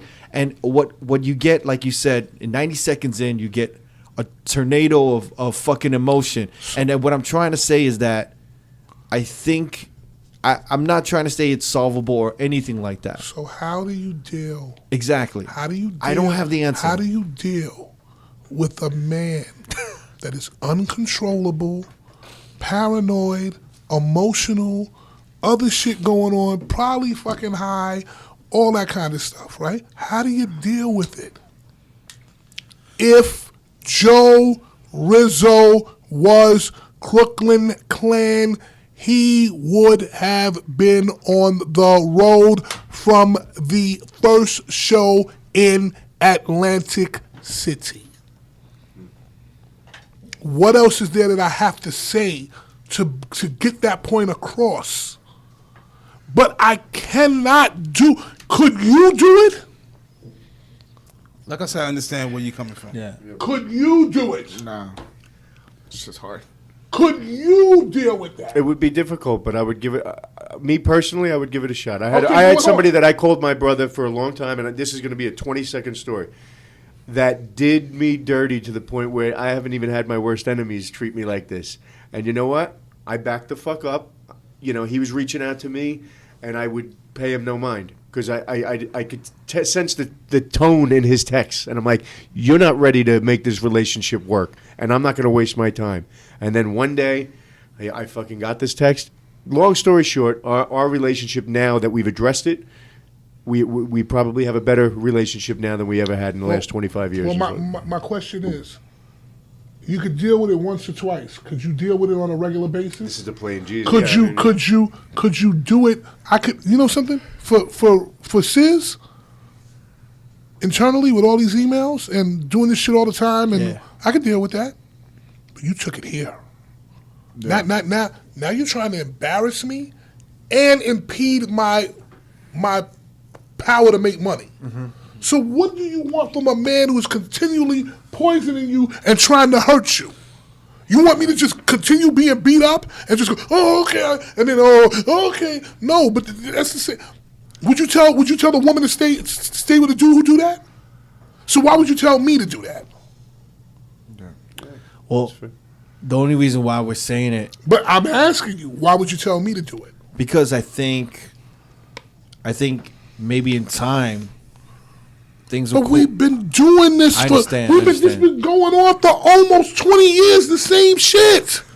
I just think there hasn't been an actual resolution. You have to change within yourself. I know, but that's I'm willing to meet a man halfway anytime. Right. But you gotta come with that halfway. Joe Rizzo. I can sit with Joe Rizzo I know. any day. I know. I don't mean to bring this back up. I'm just telling you from my point of view, and you may agree with me that I feel like you guys are family. Wait. And when I say that, I think family is worth fighting for, and it does take time. Like, there's times when on someone's deathbed, a resolution comes through. So we gotta wait until one of us die to get this resolution. Nobody's gonna be on stage, bro. Yeah. I'm trying, man. Yeah. Listen, I even set up the negotiations for the tour with Elusive Touring and Mushroom in Australia, right? As we start fighting about this, he said, I don't give a fuck about shows. It ain't gonna never happen anyway. Fuck this. Bro, things don't happen right away with this kind of stuff. But you can't, as Riz said, we can't control them. Mm-hmm. So how do you work with a man? We've been going around and this man is about to go into bed because he's fucking been DJing in the sun. How are we going to handle this? God damn it. Yeah, this sounds really crazy. But I do agree because there were a lot of parallels between Sizz's him being a guest here and Scoop. A lot of things you see coming up. Yo, I love this guy. I love that guy. We're family. He knew my mom.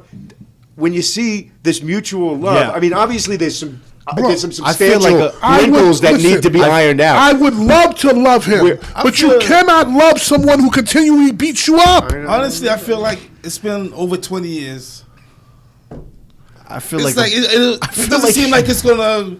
I feel like if you guys come together anytime soon. I feel like if you guys embraced and hugged each other, it would be crazy. I can't even get to. How can you embrace a man that tells you he's gonna fucking kill you on a podcast? Doesn't mean he doesn't. Yeah, mean but you can't do. But here's the thing: you can't do that because the people don't know that. I think they know that. No, man, no. This is fucking media, bro. When you say this, it's on the record now, bro. I feel exactly. How you gonna say that you had 100 goons in the club coming for me? I would never say that. I wouldn't say that shit to Bin Laden. So why would you do that to me? I ain't never do nothing for neither one of them but try to be forthright and real. I even took the loss with the millions that I could have made off CrooklandClan.net. Did I say anything? But you got this man out here attacking my character. What part of the game is that, man?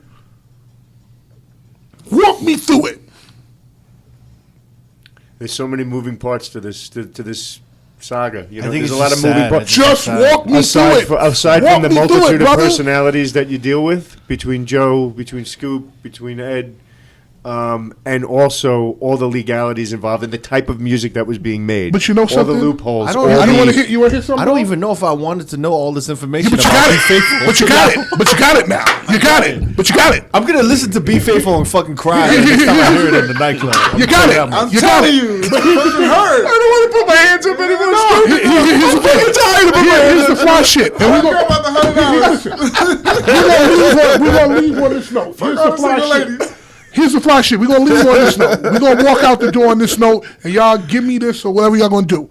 Because this shit is, to edit this is going to be like fucking editing Avatar. It's gonna take me a long time, but I'm the one Me, that edits because I'm gonna do my own. It's a editing. good thing you got his dick rubbed from your records. Otherwise, my My man. I man. don't even want to look down there. Just that's your dick. You do what you want with it. Here's the thing. Here's the interesting part. Joe Rizzo has never done anything to me. So where's the problem? Again, I'm gonna say this for the millionth time. If Joe Rizzo was Crooklyn Clan, we'd probably all be sitting here laughing right now. This is a man that I'm not afraid to say, I fucking cried like a bitch.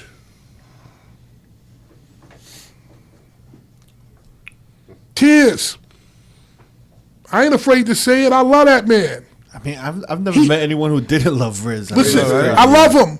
I love him. He's instrumental in changing my life.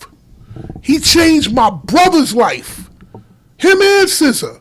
But you can't do this to me, bro. You cannot do this to me. Just like I changed their life. No matter what, whatever, however, we will be in the Rap Hall of Fame for that one. for sure. Fatman Scoop, Crooklyn Clan is a phrase that fucking Hillary Clinton know. Facts.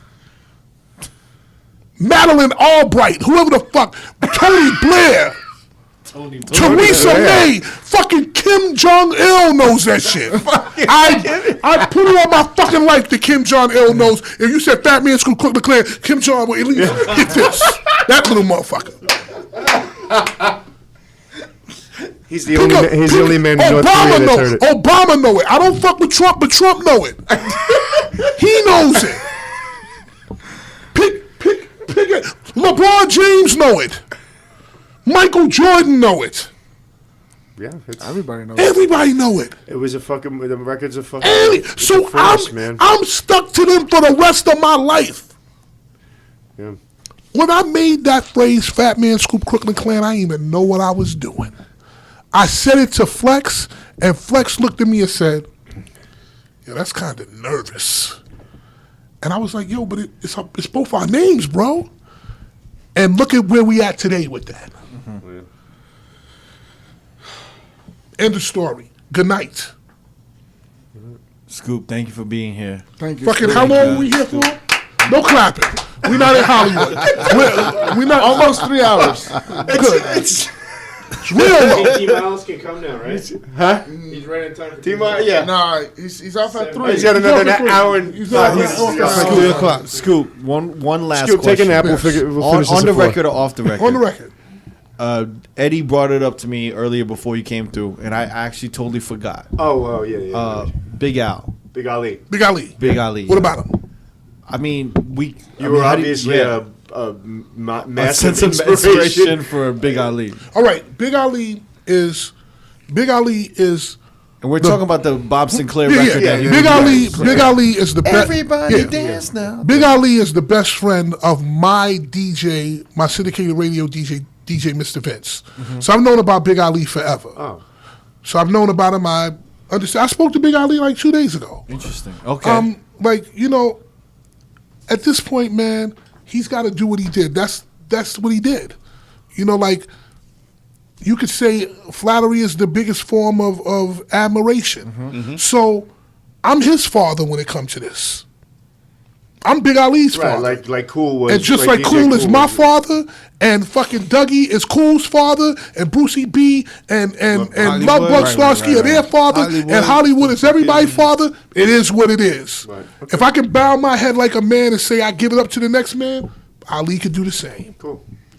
Scoop, cool. I think we all are really, really grateful for you to come through. And we're actually, and I'm grateful to hear your side. I don't know how long this fucking interview is going to be. And to hear your side of it. Listen, you put this as a box set. Right. This is like Avatar. Do this shit right. Box set. You got to do this shit right. It's like Avatar 1 and 2. It's like a fucking saga, man. It's a saga. They gonna listen though. They gonna listen. It might be a two-parter. Yeah. Listen, and Scoop, they're gonna hear your side and hear your truth. And I really appreciate. And I will admit that I was playing devil's advocate a lot with you. But it's just because that I wanted some answers and information that I didn't want this to end and be like, damn, I should have asked. You want to know something? What I mean? Yeah. You know something? As I said when I hit you guys on Instagram, right. Don't hold back. Give me everything you got, because I don't want you to come in here and fluff me over. Because then the people say, well, whoa, you got fluffed over. Mm-hmm. Nah, you got something. You bring it to the table, and you are totally right about Apple and Spotify. Listen, we could go in there and I'm sure we will find mistakes.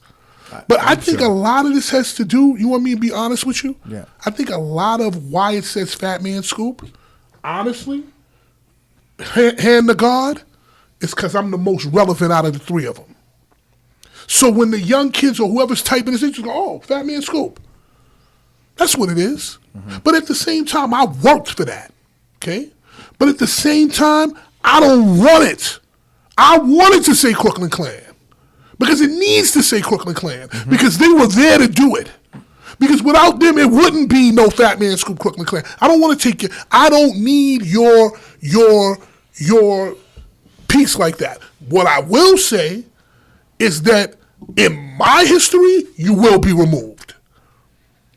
So I'm not shouting you out no more. I'm not doing that. I'm not talking about it in interviews. In my personal history, you gotta be removed because you show no respect to me.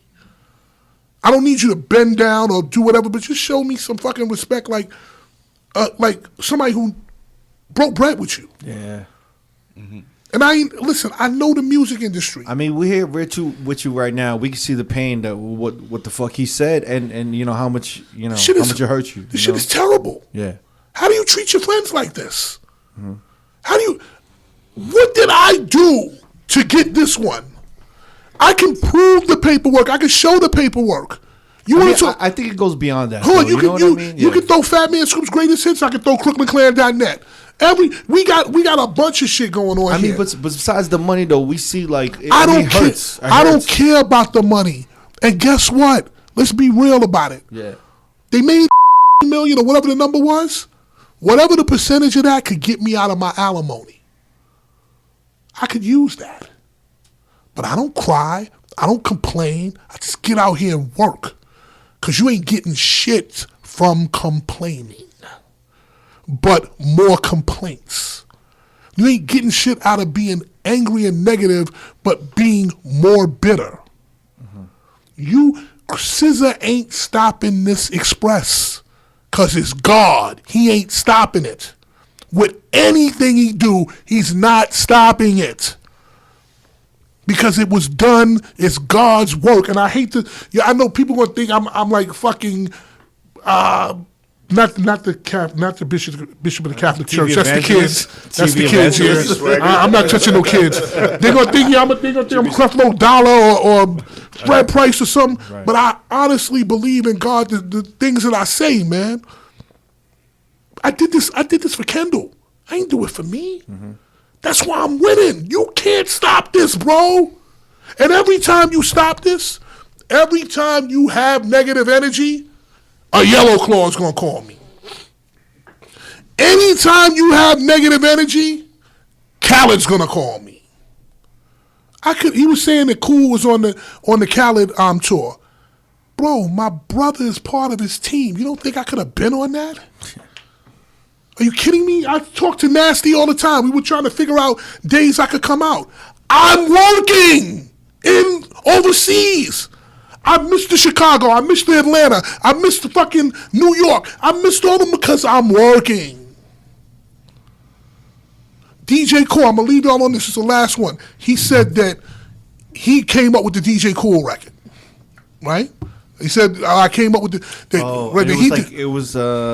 Takes Scoop. Right. It You Takes changed Scoop. the name. So Yeah. I'm gonna deal with those two issues. The record It Takes Scoop because we had to deal with Def Jam. It was Fatman Scoop Crooklyn Clan album. It wound up becoming Fatman Scoop album. So what we gonna call It Takes Kool on a Fatman Scoop album? How we gonna do that? Now, It Takes Kool, and I even cleared that with Kool. I told Kool, yo, this is what I'm doing. Ba ba ba ba ba ba ba ba ba. Everybody knows that record. It Takes Kool. I'm not running from it. The way that record came about is I had met Kool. I had done records and stuff like that. By now I'm Fatman Scoop. I'm legit Fatman Scoop. So now I'm running. Walt Reader Jr., who is DJ Kool's booking agent, was booking me too. So I wound up naturally meeting Kool. We were talking about stuff that we could do. It's like, yo, we should do a record together. And he was like, yo, I got It Takes Two. And he had the routine, he had everything. And he said, yo, let's go record it. I think it was like in Raleigh, North Carolina or something. We went and recorded it. When I heard the record, it was good.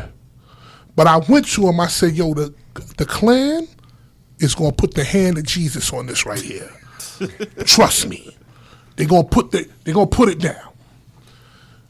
So the reason I wanted to do, when he came to me with It Takes Two, the reason I wanted to do that is because of this. I had a personal connection to the record. Rob Bass came up in the same clique as I did. It was us, Rob Bass, a bunch of other unknown artists that you won't know, but they were that. We had, when it was me, Steve D, and Sean C, back then you had the vinyl, right? Of the breaks.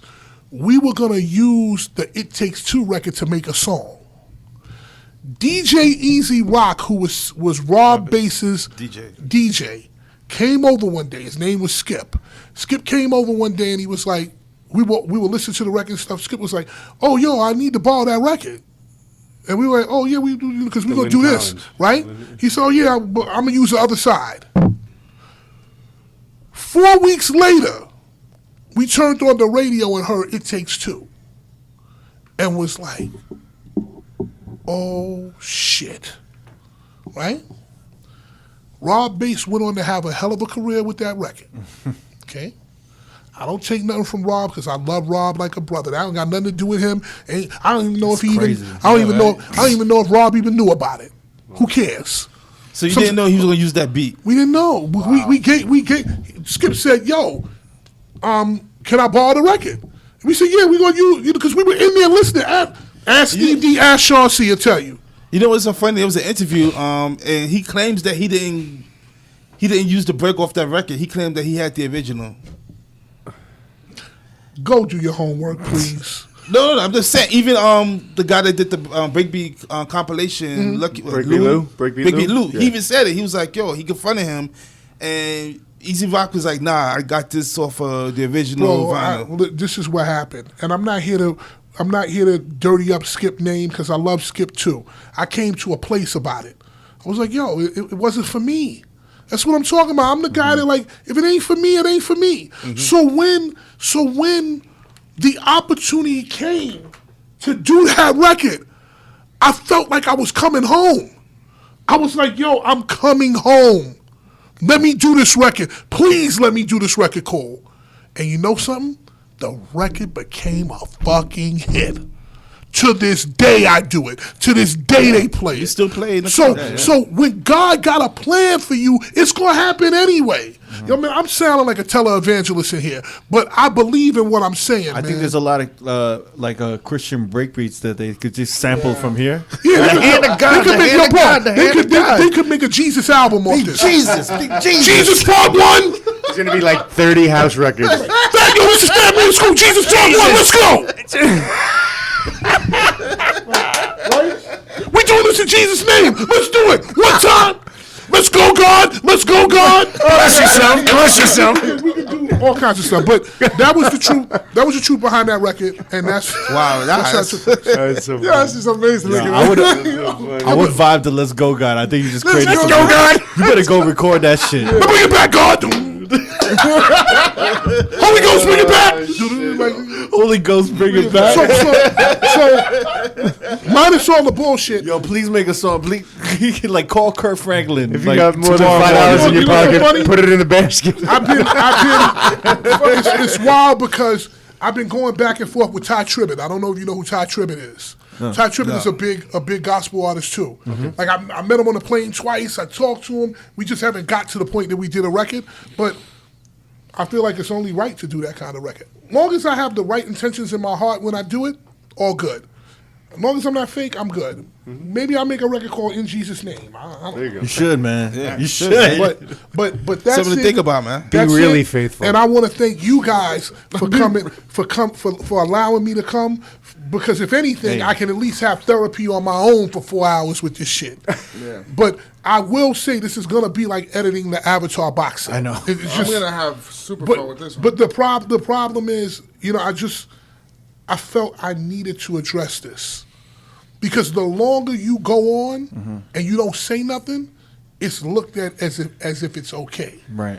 I would not be sitting in this chair if I was in the wrong. I would have took my punk ass back to New York and went and had a salad and mind my business. But I'm not gonna let nobody dirty up my name if I'm in the right. And you know what? We appreciate the high regard that you have for DJs. And I think and you, obviously you worked with them earlier in your career, so you understood how important they were. And I think. Bro, don't nothing move without you. We're a bullshit podcast. I mean, we're small and we're just a bunch of DJs. Started. We're just But I think you coming on here, we have a lot of respect for you, and despite what you may think of me with my devil's advocate review, bro, I respect you because you have the guts to say it. Okay, let's be honest here. This podcast is small. If I wanted to be a dick, I could take this to like DJ Envy. He's my next door neighbor. Envy is the one who got me into buying houses in Jersey. He's my man. He went to school with my brother. I could take it to Big Boy. Big Boy has been my man for years. I could take it to Sway in the morning. Sway is my dude for God knows how long. I could take it to 30 different places that I could get more traction. But this is important because this is about DJs. DJs watch this shit. Without the DJ, you don't have nothing. Nothing. You have nothing. Because we could do what we want, but if that DJ don't make the decision to put your shit on, you are finished. Yeah. Period.